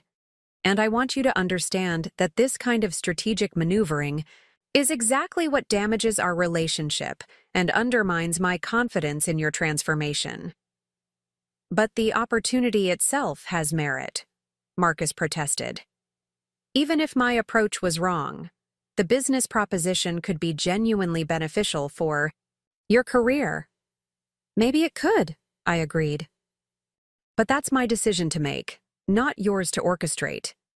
If I'm interested in exploring business opportunities related to my artistic expertise, I'll do that through my own professional channels, not through your workplace networking.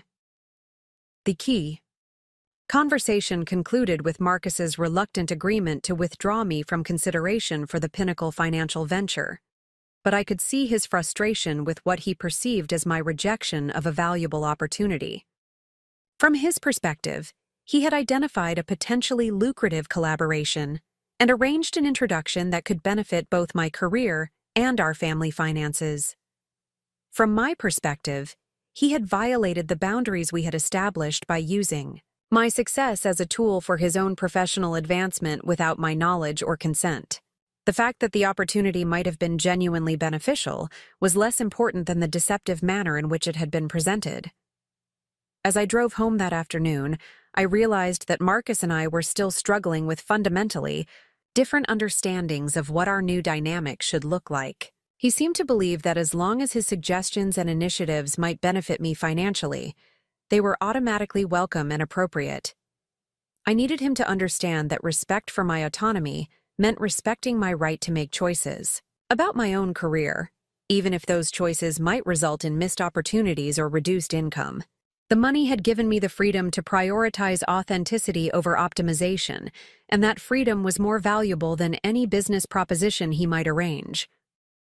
The Pinnacle Financial lunch had been a test of whether Marcus could truly accept his reduced role in my professional decision-making, and he had failed that test by reverting to his old pattern of strategic management disguised as supportive partnership.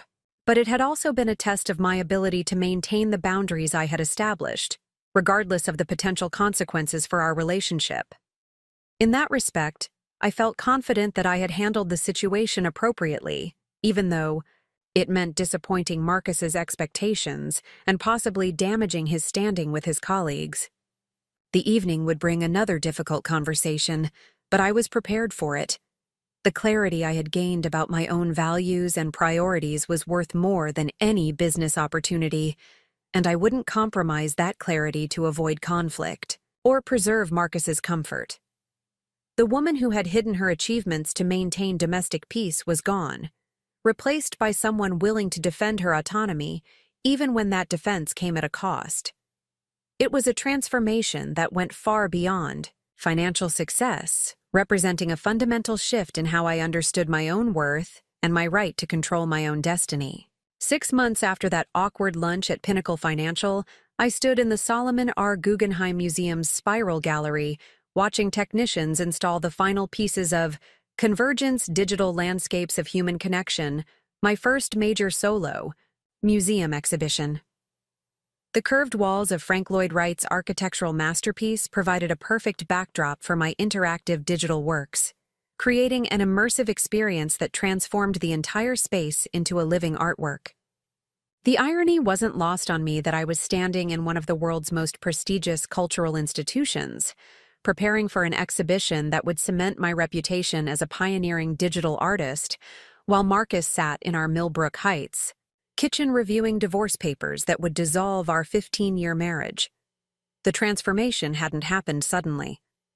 Over the months following the Pinnacle Financial incident, Marcus and I had worked diligently to rebuild our relationship on the more equitable foundation we had negotiated that Friday morning in our kitchen.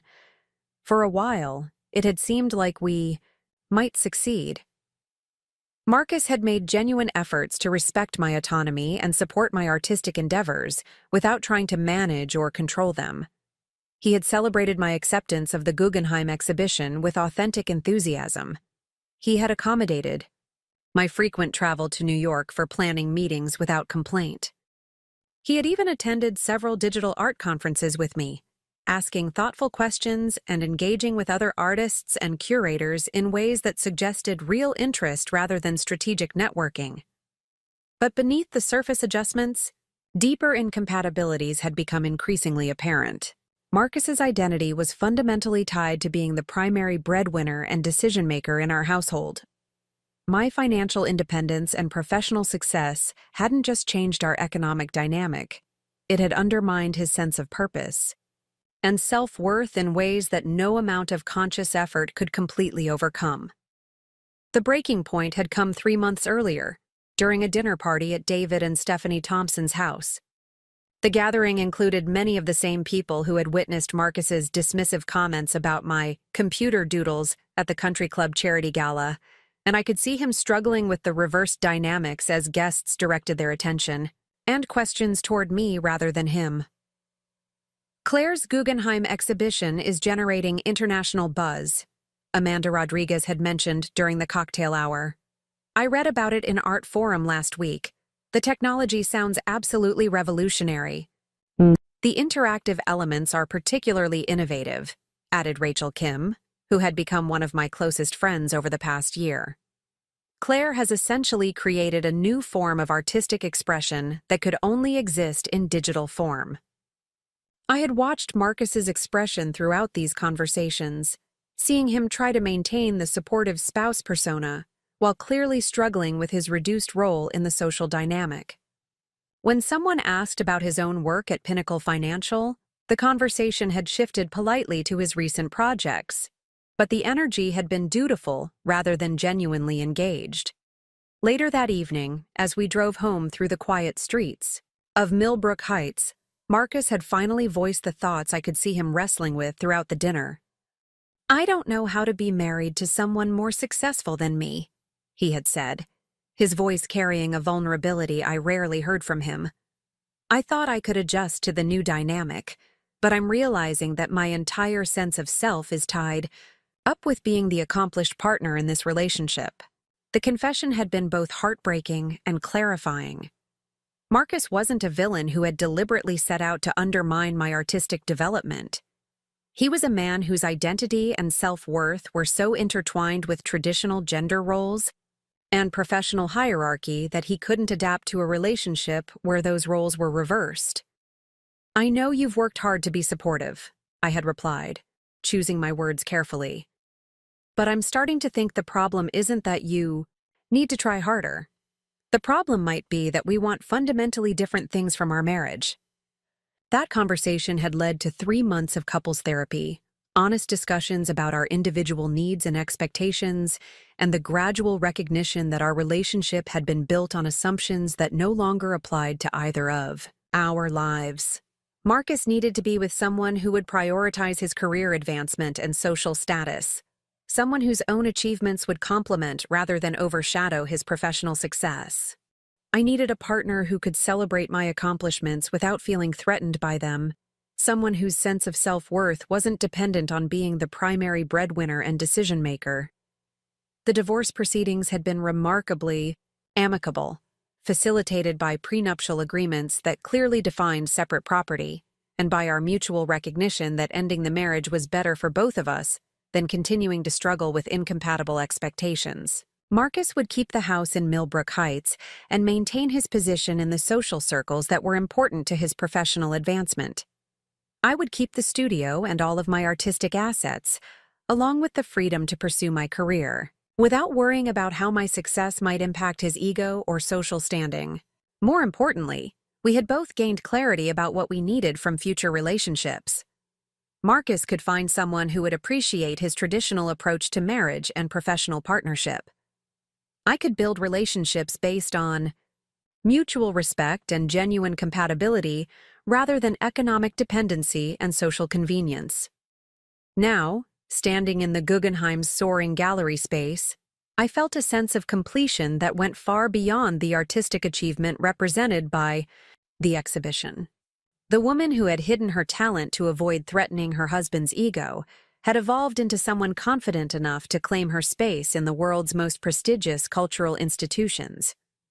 "The interactive responses are calibrated perfectly," said Dr. Elena Vasquez, the museum's curator of contemporary art, as she reviewed the final installations. "The way viewers' movements influence the visual elements creates a genuinely participatory experience." I nodded, watching as technicians tested the sensor arrays that would allow visitors to interact with the digital works through gesture and movement. The technology was sophisticated, but it was the artistic vision that made the installation significant. Each piece in the exhibition explored different aspects of human connection in an increasingly digital world, using interactivity not as a gimmick, but as an integral element of the emotional experience. "The opening reception tomorrow will include collectors and curators from around the world," Dr. Vasquez continued. "This exhibition positions you at the forefront of a completely new artistic movement." The recognition was gratifying, but it felt secondary to the personal transformation that had made it possible. The financial success had given me the freedom to take creative risks and pursue ambitious projects without worrying about commercial viability. The end of my marriage had eliminated the need to minimize my achievements or hide my ambitions to preserve domestic harmony. For the first time in my adult life, I was free to be completely authentic about my capabilities and aspirations.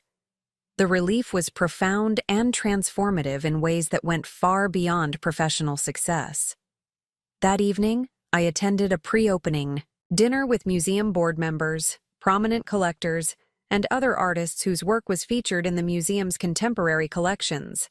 The conversation was intellectually stimulating and professionally valuable, but what struck me most was how comfortable I felt engaging with these accomplished people as a peer, rather than as someone's spouse making polite conversation. "You're Work represents a genuine innovation in how we think about audience participation in artistic experience, said Dr. Michael Harrison, a professor of digital media at Columbia University, who had written extensively about technology and creativity. The theoretical implications are as significant as the aesthetic achievements. I found myself discussing complex ideas about interactivity, consciousness, and artistic meaning, with the kind of intellectual depth that had been missing from my conversations in Millbrook Heights social circles. These were people who understood that art could be both beautiful and intellectually rigorous, who appreciated innovation without requiring it to be commercially optimized. "Have you considered teaching?" asked Patricia Molina, a curator from the Museum of Modern Art, who had been following my work since the Infinite Moments sale. "There are several university programs that would benefit enormously from your expertise in digital art technology." The suggestion intrigued me, not because I was seeking additional career opportunities, but because it represented another form of authentic engagement with my artistic development. Teaching would allow me to share knowledge and inspire other artists while continuing to push the boundaries of what was possible in digital creativity. "I'd be interested in exploring that possibility," I said, meaning it sincerely. "The intersection of art and technology is evolving so rapidly that there's tremendous value in sharing techniques and discoveries." As the evening progressed, I found myself making plans for collaborations, considering speaking engagements, and discussing projects that would have been impossible under my old life constraints. The freedom to say yes to opportunities based on their intrinsic interest rather than their impact on domestic harmony was intoxicating. The exhibition opening the following day exceeded all expectations. The Guggenheim's Spiral Gallery was filled with art collectors, museum professionals, technology executives, and digital artists from around the world. The interactive elements of the installation created a dynamic, ever-changing environment that transformed the museum space into a living artwork. "This is genuinely revolutionary," said Tony Castellano, who had flown in from Los Angeles for the opening. "You've created something that can only be fully experienced in person, which gives digital art a physicality and presence that rivals traditional media." I moved through the crowd, discussing the technical and conceptual aspects of the work, with visitors who ranged from curious art enthusiasts to sophisticated collectors evaluating potential acquisitions. The level of engagement and understanding was far beyond anything I had experienced in my previous social contexts. "The market response has been extraordinary," Tony said during a quiet moment between conversations. "We've received preliminary inquiries about acquiring pieces from the exhibition, and there's already interest in commissioning new works for private collections." The commercial success was gratifying, but it felt less important than the artistic recognition and the personal satisfaction of creating something genuinely innovative. The money had given me the freedom to pursue ambitious projects, but the real reward was the creative fulfillment that came from pushing the boundaries of what art could be and do. As the evening concluded, I stood alone in the gallery for a few minutes, watching the digital works respond to the ambient movement and sound in the space. The pieces seemed to breathe with their own life, colors shifting and patterns evolving in response to the gallery's environment. It was a moment of profound satisfaction, seeing 3 years of hidden work transformed into a public celebration of innovation and creativity. My phone buzzed with a text message from Marcus. Despite our divorce, we had maintained cordial communication, particularly around significant professional milestones. The message was brief but genuinely warm. "Saw the Times review of your exhibition. Congratulations, Claire. You've achieved something truly remarkable." The New York Times review had been published that morning, with art critic Helen Morrison describing the exhibition as a watershed moment in contemporary art and praising the way I had seamlessly integrated cutting-edge technology with profound emotional resonance. The review would be reprinted in art publications around the world, cementing my reputation as a pioneering figure in digital art. But standing in that gallery, surrounded by the fruits of years of dedication and creative risk-taking. I felt most proud of the personal transformation that had made the artistic achievement possible. The woman who had apologized for taking up space in her own marriage had evolved into someone confident enough to claim space in the world's most prestigious cultural institutions. 6 months later, I was living in a converted warehouse in Brooklyn's Dumbo neighborhood, having traded the manicured perfection of Millbrook Heights for the creative energy of New York's art scene. My new studio occupied the entire top floor of the building, with floor-to-ceiling windows that offered spectacular views of the Manhattan skyline and the Brooklyn Bridge. The space was a temple to creative possibility, equipped with the most advanced digital art technology available and designed to accommodate both individual work and collaborative projects with other artists. The contrast with my former garage studio was striking, not just in terms of scale and sophistication, but in what the space represented about my willingness to prioritize my artistic development over conventional domestic comfort. The teaching component has been extraordinarily fulfilling, I told Dr. Sarah Chen, the dean of Columbia University's School of the Arts, during our monthly check-in meeting. I had accepted a visiting professor position that allowed me to share my expertise with graduate students while maintaining my own artistic practice.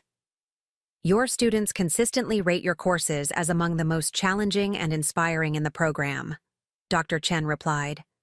The waiting list for your advanced digital media seminar is longer than any other offering in the department. Teaching had proven to be an unexpected source of creative energy.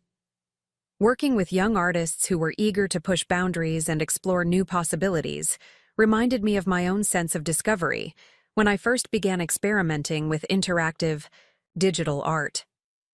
The students' questions and experiments often sparked ideas for my own work, creating a productive cycle of mutual inspiration. I'm particularly excited about the collaborative installation project we're developing for the Venice Biennale, I said, referring to an ambitious piece that would involve 12 students working with me to create an interactive environment that responded to data from climate sensors around the world. The Venice Biennale represented the pinnacle of international art recognition, and my invitation to participate in the prestigious exhibition was a testament to how rapidly my reputation had grown since the Guggenheim show. The collaborative nature of the project reflected my growing interest in using art to address social and environmental issues, moving beyond purely aesthetic concerns to engage with urgent contemporary challenges. The university's support for that project has been remarkable, Dr. Chen noted. The engineering department's collaboration on the sensor technology is exactly the kind of interdisciplinary work that distinguishes our program. As I walked back to my studio that afternoon, crossing the Brooklyn Bridge with its spectacular views of Lower Manhattan, I reflected on how dramatically my life had changed in just 2 years. The financial success had been the catalyst, but the real transformation had been psychological and creative.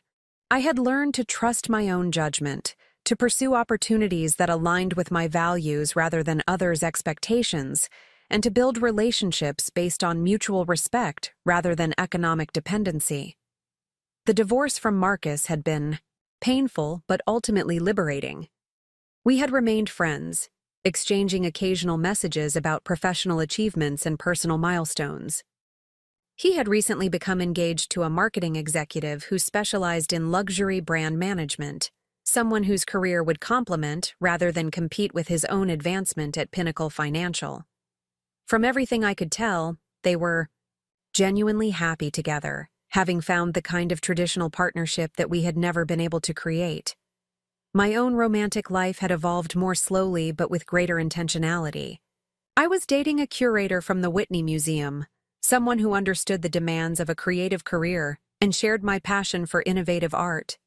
Our relationship was built on intellectual compatibility and mutual support rather than economic necessity or social convenience, and it felt fundamentally different from my marriage to Marcus. The response to your latest collection has been overwhelming, said Tony Castellano during our weekly phone call. We've received acquisition inquiries from 14 different institutions, and the private collector interest is unlike anything I've seen in digital art. My newest work, Symbiosis, explored the relationship between human consciousness and artificial intelligence through interactive pieces that learned and evolved based on viewer interactions. The technical complexity had required collaboration with computer scientists and cognitive researchers, but the artistic results were groundbreaking in their emotional sophistication. The piece at the Whitney has generated more visitor engagement than any digital work in their collection, Tony continued. People are spending an average of 43 minutes interacting with it, which is extraordinary for any artwork, but particularly for a technology-based piece. The commercial success was gratifying, but I had learned to value recognition and creative fulfillment as much as financial rewards. The money had given me freedom, but it was the artistic achievement and intellectual respect that provided lasting satisfaction. I've been thinking about establishing a foundation, I told Tony. Something focused on supporting emerging digital artists who might not have access to the technology and resources needed to develop their vision. The idea had been developing for months, inspired by my teaching experience and my awareness of how expensive and technically complex digital art creation could be. Many talented artists were excluded from the field simply because they lacked access to advanced computers, specialized software, and the technical training needed to realize their creative ideas. That's a wonderful concept, Tony said enthusiastically. Your reputation and connections could make a real difference for artists who are just starting to explore digital media. The foundation would become my next major project, allowing me to share the opportunities that my success had created while supporting the development of new voices in digital art. It represented a different kind of achievement than individual artistic recognition, but one that felt equally important to my sense of purpose and contribution. That evening, I attended the opening reception for a group exhibition at a gallery in Chelsea, where several of my former students were showing work alongside established digital artists. The energy in the room was electric, with conversations bouncing between technical innovation and aesthetic philosophy, between commercial strategy and artistic integrity. Your influence on the next generation of digital artists is already apparent, said Dr. Michael Harrison, the Columbia professor who had become both a colleague and a friend. The students you've mentored are pushing boundaries in ways that weren't imaginable 5 years ago. I watched my former students explaining their work to collectors and critics, seeing them navigate the same balance between artistic vision and commercial viability that had defined my own career development. The pride I felt in their achievements was different from personal accomplishment but equally satisfying. Teaching has given me a different perspective on success, I replied. Individual achievement feels less important when you're contributing to a larger movement of creative innovation.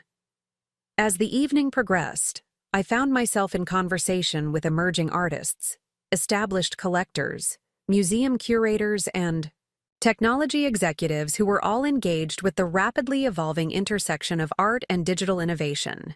The community that had formed around digital art was diverse and intellectually stimulating in ways that my old social circles in Millbrook Heights had never been. Your work has opened doors for all of us, said Maria Santos, a young artist, whose interactive sculptures combined traditional materials with responsive digital elements. The institutional recognition you've achieved has legitimized digital art in ways that make it easier for the rest of us to be taken seriously. The comment reminded me of how isolated I had felt when I first began exploring digital art 3 years earlier. The field had been dominated by technologists who lacked artistic training and traditional artists who were suspicious of digital media.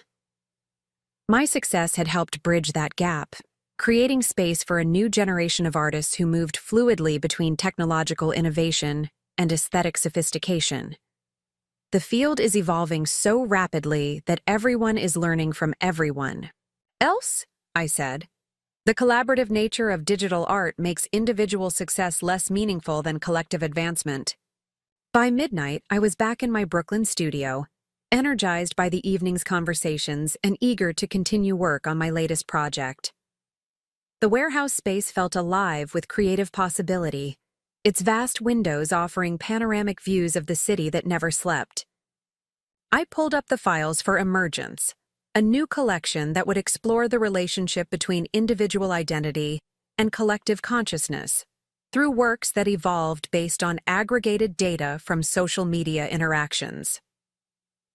The technical challenges were immense, requiring real-time analysis of vast data streams and translation of that information into meaningful visual experiences.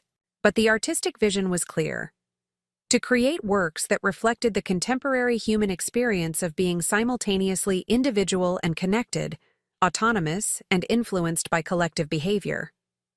The pieces would serve as mirrors, showing viewers how their own actions and choices were part of larger patterns of human behavior and social change. As I worked through the night, coding new interactive algorithms and sketching visual concepts, I felt the deep satisfaction that came from pursuing work that was both personally meaningful and professionally ambitious. The financial freedom had made this level of creative risk-taking possible, but it was the artistic vision that made it worthwhile. The contrast with my former life was profound. 2 years earlier, I had been hiding my creative achievements and minimizing my ambitions to preserve domestic harmony. Now, I was working openly on projects that would be seen by millions of people and studied by future generations of artists and scholars. The transformation hadn't been easy or painless. Ending my marriage and rebuilding my entire social and professional life had required courage and persistence that I hadn't been sure I possessed. But the rewards had far exceeded the challenges, creating opportunities for growth and fulfillment that I could never have imagined while living within the constraints of my old life. As dawn broke over the East River, painting the studio walls, with golden light, I saved my work and stepped out onto the building's roof terrace. The city spread out below me, millions of people beginning their daily routines, pursuing their own dreams and ambitions and creative visions. I thought about Marcus, probably having coffee in our old kitchen in Millbrook Heights, preparing for another day of corporate meetings and strategic planning. I thought about my former neighbors, maintaining their perfect lawns and attending their charity galas and measuring success through the accumulation of status symbols and social approval. There was nothing wrong with those choices, but they were no longer my choices. The money had given me the freedom to choose differently, to prioritize artistic fulfillment over social acceptance, creative risk-taking over financial security, authentic relationships over convenient partnerships. Standing on that rooftop, watching the sunrise illuminate the city that had become my new home, I felt grateful for every part of the journey that had brought me to this moment. The years of hiding my achievements had taught me to value authentic success over external validation. The painful process of ending my marriage had shown me the importance of building relationships on mutual respect rather than economic dependency. Most importantly, the creative work itself had taught me that genuine fulfillment came not from what others thought of my achievements, but from the satisfaction of creating something meaningful and sharing it with the world.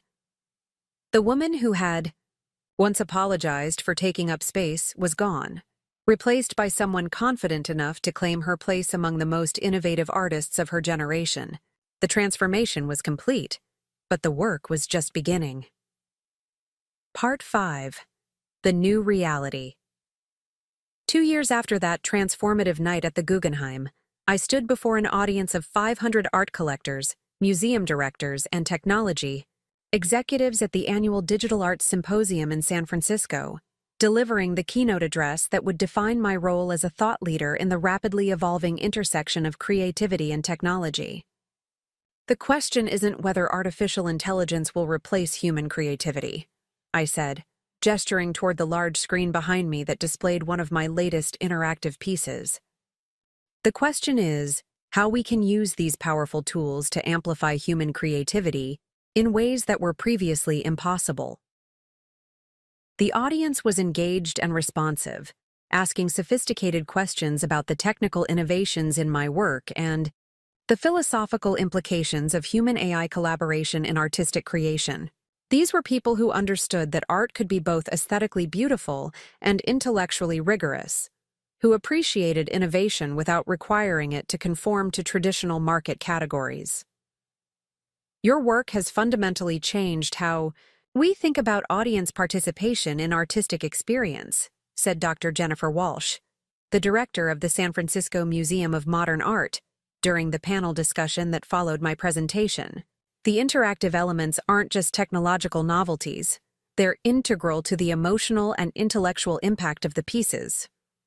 I had spent the morning touring the museum's new digital art wing, which featured several of my pieces alongside works by other pioneering artists who were exploring the creative possibilities of emerging technologies. The institutional recognition was gratifying, but what struck me most was how natural it felt to be discussing complex artistic and technical concepts with people who shared my passion for creative innovation. The Foundation's work has been equally transformational, added Robert Chen, a venture capitalist who specialized in arts funding. The Emerging Artist Residency Program has supported some of the most exciting new voices in digital art.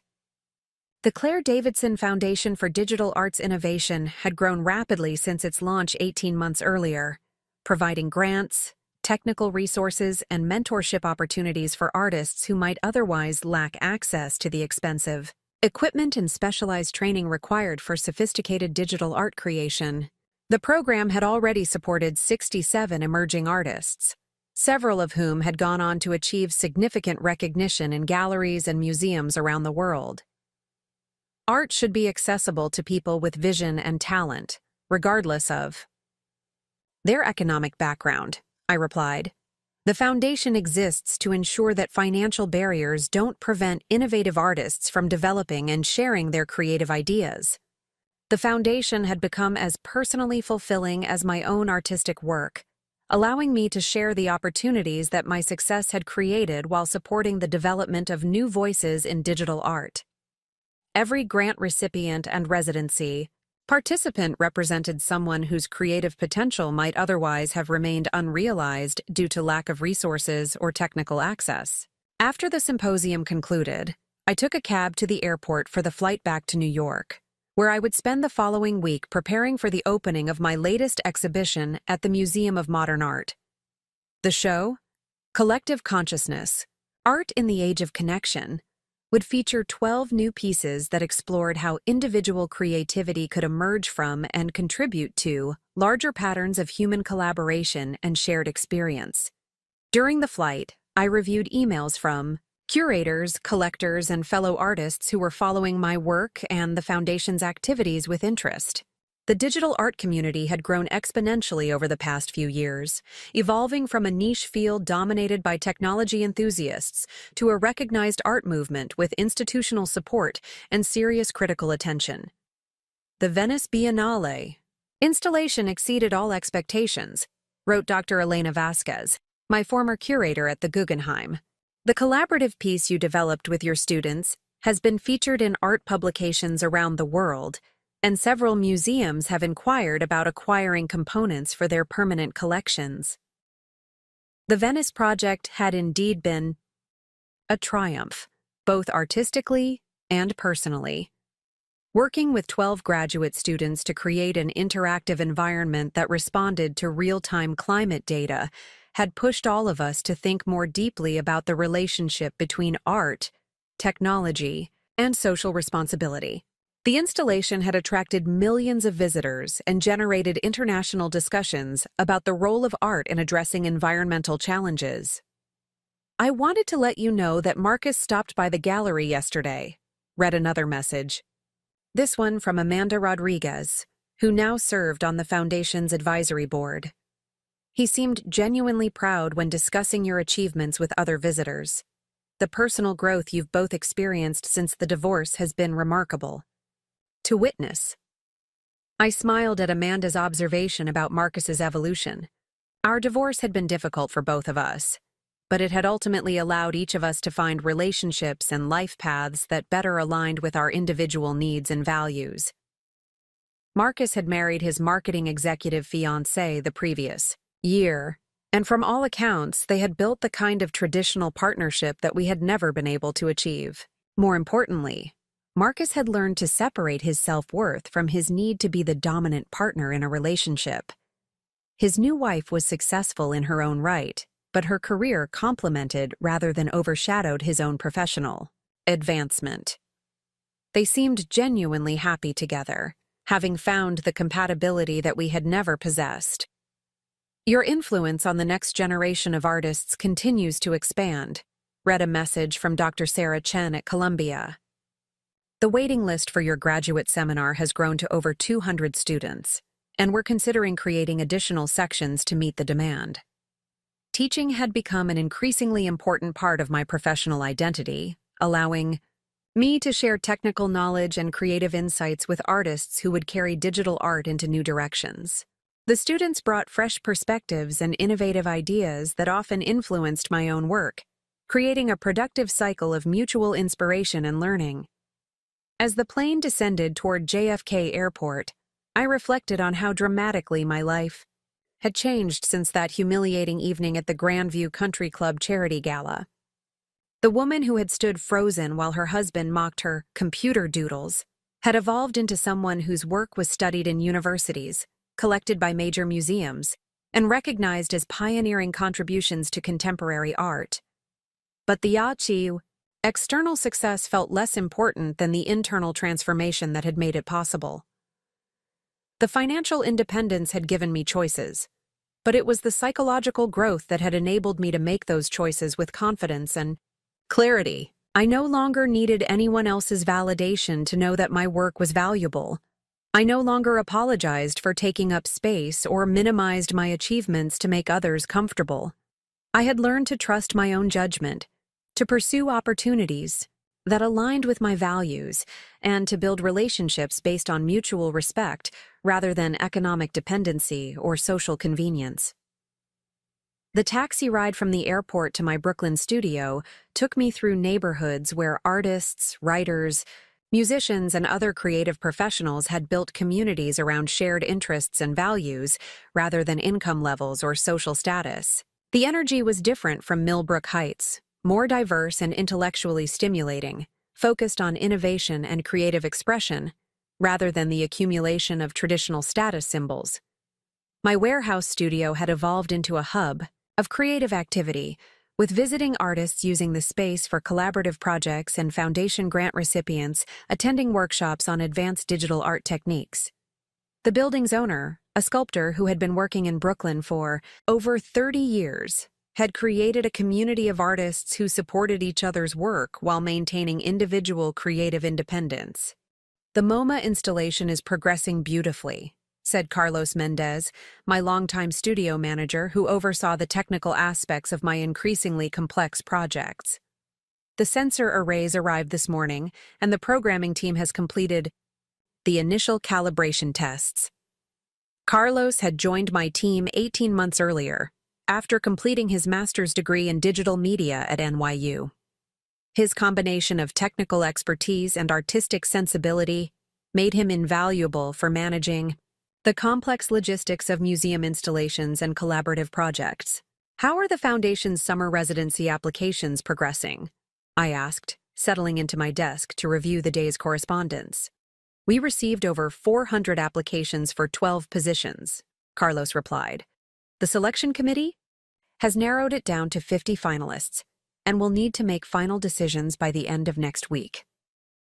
The Foundation's residency program had become highly competitive, attracting applications from emerging artists around the world who wanted to develop their digital art skills using professional-grade equipment and mentorship from experienced practitioners. The program provided full funding for 3-month residencies that included studio space, technical training, and exhibition opportunities. The quality of applications has been extraordinary this year, said Dr. Maria Santos, the Foundation's artistic director, joining our conversation via video call from her office in Los Angeles. We're seeing sophisticated proposals from artists who are pushing the boundaries of what's possible in digital media. Maria had been one of my earliest students at Columbia and had gone on to achieve significant recognition for her own innovative work combining traditional sculpture with responsive digital elements. Her appointment as the foundation's artistic director reflected my commitment to supporting emerging artists, not just as grant recipients, but as professional partners in building the digital art community. I'm particularly excited about the collaborative projects with international artists, Maria continued. The partnership with the London Digital Arts Collective has created opportunities for cross-cultural artistic exchange that wouldn't have existed otherwise. As evening approached, I walked out onto the studio's roof terrace to watch the sunset. Over Manhattan, the city skyline was a constant source of inspiration, its patterns of light and movement reflecting the kind of complex, ever-changing beauty that I tried to capture in my interactive digital works. My phone buzzed with a text message from James Morrison, the Whitney Museum curator I had been dating for 8 months. "Dinner at 8? I have news about the retrospective proposal." James and I had met at a digital art conference in Miami, where we had spent hours discussing the challenges and opportunities of presenting technology-based art in traditional museum settings. Our relationship had developed slowly but steadily, built on intellectual compatibility and shared passion for innovative art rather than economic necessity or social convenience. The retrospective he was referring to would be a comprehensive survey of my work over the past 5 years, potentially the largest exhibition of digital art in the Whitney's history. The proposal was still under review by the museum's board, but early indications suggested strong support from both curators and trustees. "Looking forward to it," I texted back. "Good news or challenging news?" "Definitely good," came his immediate reply. "Board approval, target date next fall."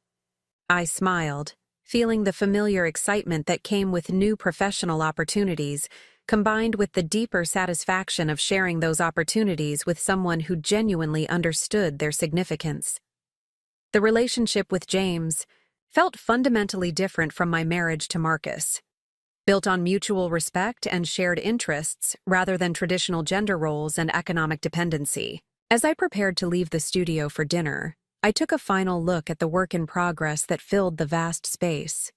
Canvases, computer screens, and electronic components shared space with traditional art materials, reflecting the hybrid nature of contemporary creative practice.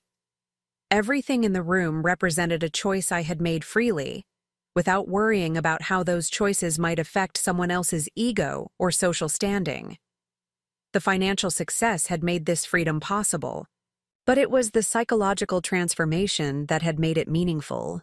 I had learned to value my own judgment, to pursue opportunities that aligned with my values, and to build relationships based on genuine compatibility rather than conventional expectations. Walking across the Brooklyn Bridge toward my dinner with James, I reflected on the journey that had brought me from hiding my achievements in a suburban garage to claiming my place among the most innovative artists of my generation. The path hadn't been easy or straightforward, but every challenge had contributed to the clarity and confidence that now defined my approach to both creative work and personal relationships. The woman who had once apologized for taking up space was gone, replaced by someone who understood that authentic success came not from external validation, but from the courage to pursue meaningful work and share it generously with the world. The transformation was complete, but the work itself was just beginning. Standing in the middle of the bridge with the city lights reflecting off the East River, I felt profound gratitude for every experience that had shaped this journey. The twee.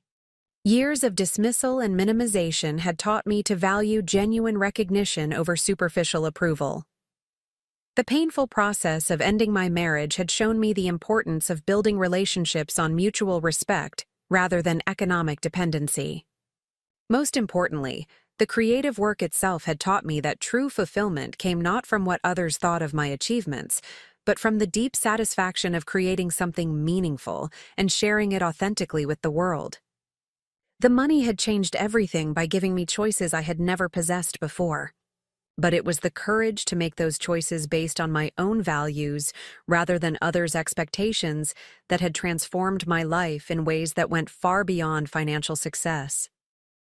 Tomorrow would bring new projects, new collaborations, new opportunities. to push the boundaries of what art could be and do. But tonight, walking toward dinner with someone who shared my passion for creative innovation, I felt complete in ways that had nothing to do with external achievement, and everything to do with the freedom to be authentically myself. The story that had begun with humiliation and dismissal had become one of transformation and triumph, not because I had defeated anyone else, but because I had finally learned to honor my own vision and trust my own judgment. The real victory wasn't in proving Marcus wrong about my capabilities. It was in discovering that I no longer needed anyone else's validation to know my own worth. The future stretched ahead full of possibility, and for the first time in my life, I was free to embrace it completely. 3 years had passed since the charity gala revelation that changed everything, and I stood in the grand ballroom of the Metropolitan Museum of Art, surrounded by 400 distinguished guests celebrating the opening of Digital Renaissance, the Claire Davidson collection. The museum had acquired 27 of my pieces for their permanent collection, creating the first dedicated digital art wing in their 150-year history. The irony wasn't lost on me that many of the faces in the crowd were the same people who had witnessed Marcus dismiss my work as computer doodles at the Grandview Country Club. Tonight, those same individuals approached me with reverent enthusiasm, eager to discuss the cultural significance of digital art and my role in establishing it as a legitimate artistic medium. Mrs. Davidson, your transformation of the art world has been absolutely remarkable, gushed Patricia Morrison, a socialite whose husband owned one of the largest private art collections in the country. The same woman who had once nodded politely when Marcus described my work as expensive therapy now spoke with breathless admiration about my visionary contributions to contemporary culture. I accepted her praise graciously while internally marveling at how dramatically perception could shift when success became undeniable. These weren't different people with evolved tastes. They were the same individuals who had once viewed my artistic pursuits as amusing diversions from serious adult responsibilities. The museum's acquisition represents a watershed moment for digital art, said Dr. Thomas Richardson, the Met's director, during his opening remarks. Claire Davidson's work demonstrates that technology-based art can achieve the same emotional depth and cultural significance as traditional media, while opening entirely new possibilities for artistic expression. The speech was being live-streamed to art institutions around the world, cementing my position as a foundational figure in the digital art movement. Universities were already developing curricula around my techniques, and several major museums had announced plans for their own digital art collections. But the professional recognition, while deeply satisfying, felt less significant than the personal transformation that had made it possible. The woman standing in this ballroom bore little resemblance to the one who had once hidden her achievements, to avoid threatening her husband's ego. I had learned to occupy space confidently, to speak about my work with authority, and to make decisions based on my own values rather than others' expectations. Your foundation's impact on emerging artists has been extraordinary, said Dr. Angela Foster, the dean of Yale's School of Art, joining our conversation. The technical resources and mentorship opportunities you've provided have democratized access to digital art creation in unprecedented ways. The Claire Davidson Foundation had evolved into a major force in the art world, supporting over 200 emerging artists through grants, residencies, and educational programs.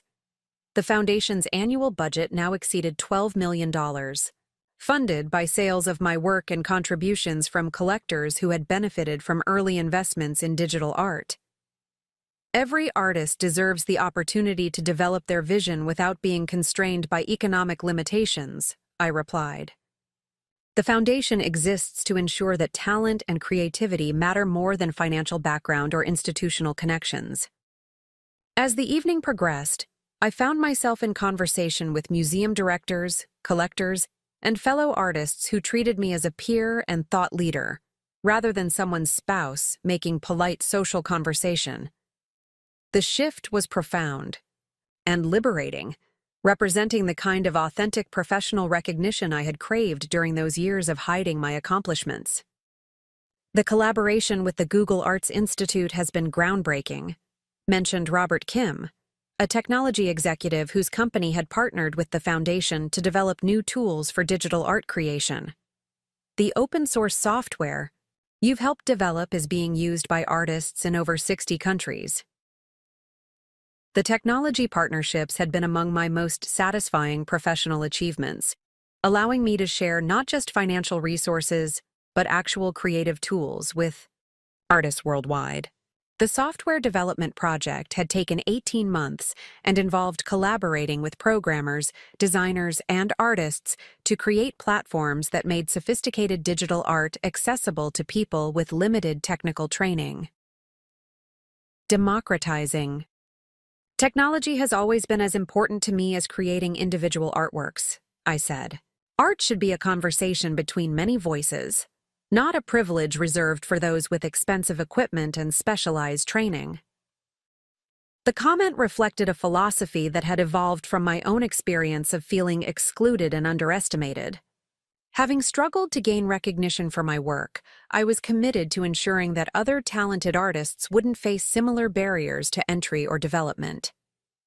Speaking of conversations, interrupted James Morrison, appearing at my side with his characteristic warm smile, I believe someone is eager to speak with you. James gestured toward a young woman standing nervously near one of my digital installations, clearly wanting to approach but uncertain about interrupting my conversations with established art world figures. She appeared to be in her early 20s, with the kind of intense focus that I recognized in serious artists. Excuse me, I said to the group, walking over to the young woman with genuine curiosity about what she wanted to share. Ms. Davidson, I'm Sarah Chen, she said, her voice trembling slightly with excitement and nervousness. I'm a graduate student at Parsons, and your work completely changed how I think about art and technology. Sarah explained that she had been studying traditional painting when she first encountered my digital installations 2 years earlier. The experience had inspired her to learn programming and digital design, despite having no technical background and limited financial resources for equipment. I applied for your foundation's residency program 3 times before being accepted, she continued. The 3 months I spent in your Brooklyn studio were transformational. I learned more about creative possibility than I had in 4 years of formal art education. Sarah showed me images on her phone of the work she had created during and after her residency, sophisticated interactive pieces that combined traditional painting techniques with responsive digital elements. The quality was impressive, but what struck me most was the confidence in her artistic vision. I wanted to thank you personally, Sarah said. Not just for the technical training and equipment access, but for proving that art can be both innovative and meaningful. Your success gave me permission to pursue my own unconventional ideas. The conversation reminded me of my own journey from isolation to recognition, and the crucial role that encouragement and support had played in my development. Sarah represented hundreds of emerging artists who had benefited from foundation programs, each carrying digital art into new directions and applications. Your work is already making important contributions to the field, I replied sincerely. The Foundation's mission is to support artists like you who are pushing boundaries and exploring new possibilities. As Sarah walked away to rejoin her friends, I felt a deep sense of satisfaction that went beyond personal achievement. The success of my own work had created opportunities for other artists to develop their vision, multiplying the impact of my initial breakthrough in ways that individual recognition alone could never accomplish.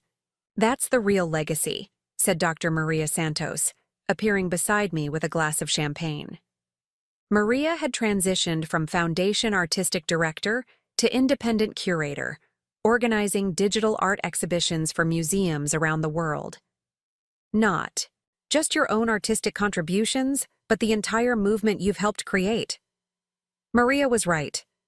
The digital art community that had emerged over the past few years included hundreds of artists, curators, collectors, and technologists who were collectively expanding the definition of what art could be and do. My success had been the catalyst, but the movement now had its own momentum and direction. The retrospective at the Whitney next month will include work from 12 Foundation alumni, Maria continued. It's remarkable to see how diverse and sophisticated the field has become. The Whitney retrospective would be the largest exhibition of my work to date, spanning 15 years of creative development from my earliest digital experiments to my latest AI collaboration projects. The show would also feature pieces by other artists whose work had been influenced by or developed in response to my innovations. James mentioned that you're considering the Venice Biennale directorship offer, Maria said, referring to an invitation I had received the previous week to serve as curator for the next international exhibition. The Venice Biennale represented the pinnacle of art world recognition, and the invitation to curate the prestigious exhibition was acknowledgement of my influence on contemporary artistic discourse. The position would require 2 years of intensive work, traveling globally to identify and develop new artistic voices for the world's most important art exhibition. I'm seriously considering it, I replied. The opportunity to shape international conversation about art and technology would be extraordinary. The evening concluded with Dr. Richardson's announcement that the Met was establishing an annual lecture series in my name, focused on the intersection of art and technology. The Claire Davidson Lectures would bring leading thinkers and creators to New York for public discussions about the future of creative expression in an increasingly digital world. This honor reflects not just your artistic achievements, Dr. Richardson said during his closing remarks, but your role as a thought leader who has fundamentally changed how cultural institutions think about contemporary art. The lecture series represented the kind of institutional recognition that solidified artistic legacy, ensuring that my contributions would continue influencing future generations of artists and thinkers. It was the sort of achievement that Marcus and his colleagues at Pinnacle Financial could understand and respect, even if they still didn't fully appreciate the artistic vision that had made it possible. As the crowd began to disperse, I noticed a familiar figure near the museum's entrance. Marcus stood with his wife, Jennifer, examining one of my digital installations with what appeared to be genuine interest and admiration. Our eyes met across the room, and he raised his champagne glass in a subtle toast of acknowledgement. I walked over to greet them, curious about what Marcus would say about the evening's celebration. Our relationship had evolved into cordial friendship over the past few years, built on mutual respect for each other's achievements and recognition that our divorce had been beneficial for both of us. Claire, congratulations, Marcus said warmly, embracing me with genuine affection. This exhibition is extraordinary. I'm genuinely proud of what you've accomplished. Jennifer, whom I had met several times at social events, added her own enthusiastic praise. The pieces are unlike anything I've ever experienced. The way they respond to movement and interaction is absolutely magical. Thank you both, I replied. It means a great deal to have your support. The conversation was comfortable and authentic, free from the tension and resentment that had characterized our final years of marriage. Marcus had found happiness in his traditional partnership with Jennifer, while I had discovered fulfillment in pursuing my artistic vision without compromise. We should celebrate properly, Marcus said. Jennifer and I would love to take you and James to dinner later this week if you're available. The invitation reflected how dramatically our relationship had evolved. Marcus no longer felt threatened by my success, partly because he had found his own satisfaction in conventional achievement, and partly because enough time had passed for wounds to heal and perspectives to mature. I'd enjoy that, I said sincerely. Let's find a time that works for everyone. After Marcus and Jennifer departed, James and I remained in the gallery for a few additional minutes, enjoying the quiet after the excitement of the opening reception. The digital installations continued their subtle animations, responding to our presence with gentle shifts in color and pattern. How does it feel? James asked, gesturing toward the plaques that identified the pieces as part of the museum's permanent collection. I considered his question carefully, trying to articulate the complex emotions of the evening. The professional recognition was deeply satisfying, representing the culmination of years of dedicated work and creative risk-taking. But the personal transformation felt more significant than any external achievement. It feels like completion, I said finally. Not the end of something, but the fulfillment of potential that existed all along.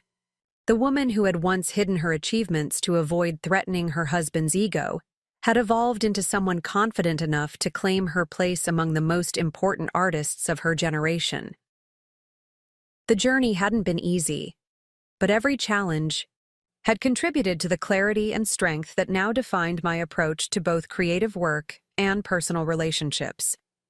The Venice Biennale offer represents an incredible opportunity, James said, broaching the subject that we had been discussing privately for several weeks. The curator position would require extensive travel and time away from my New York-based life and relationships. It was exactly the kind of career decision that I could now make based purely on artistic and professional considerations, without worrying about how those choices might affect someone else's ego or social standing. I think I'm going to accept it, I said, feeling certainty crystallize as I spoke the words aloud.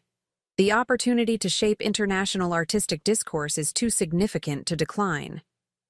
James nodded with the understanding that came from sharing similar professional ambitions and commitments. Our relationship was built on mutual support for each other's career development, rather than expectations that personal considerations would automatically take precedence over professional opportunities. We'll figure out the logistics, he said simply. Great opportunities like this don't come along often. As we walked out of the museum into the crisp October evening, I felt profound gratitude for the journey that had brought me to this moment. The financial success had been the catalyst, but the real transformation had been psychological and creative. I had learned to trust my own judgment, to pursue opportunities that aligned with my values, and to build relationships based on mutual respect rather than economic dependency. The city stretched out before us, millions of people pursuing their own dreams and ambitions.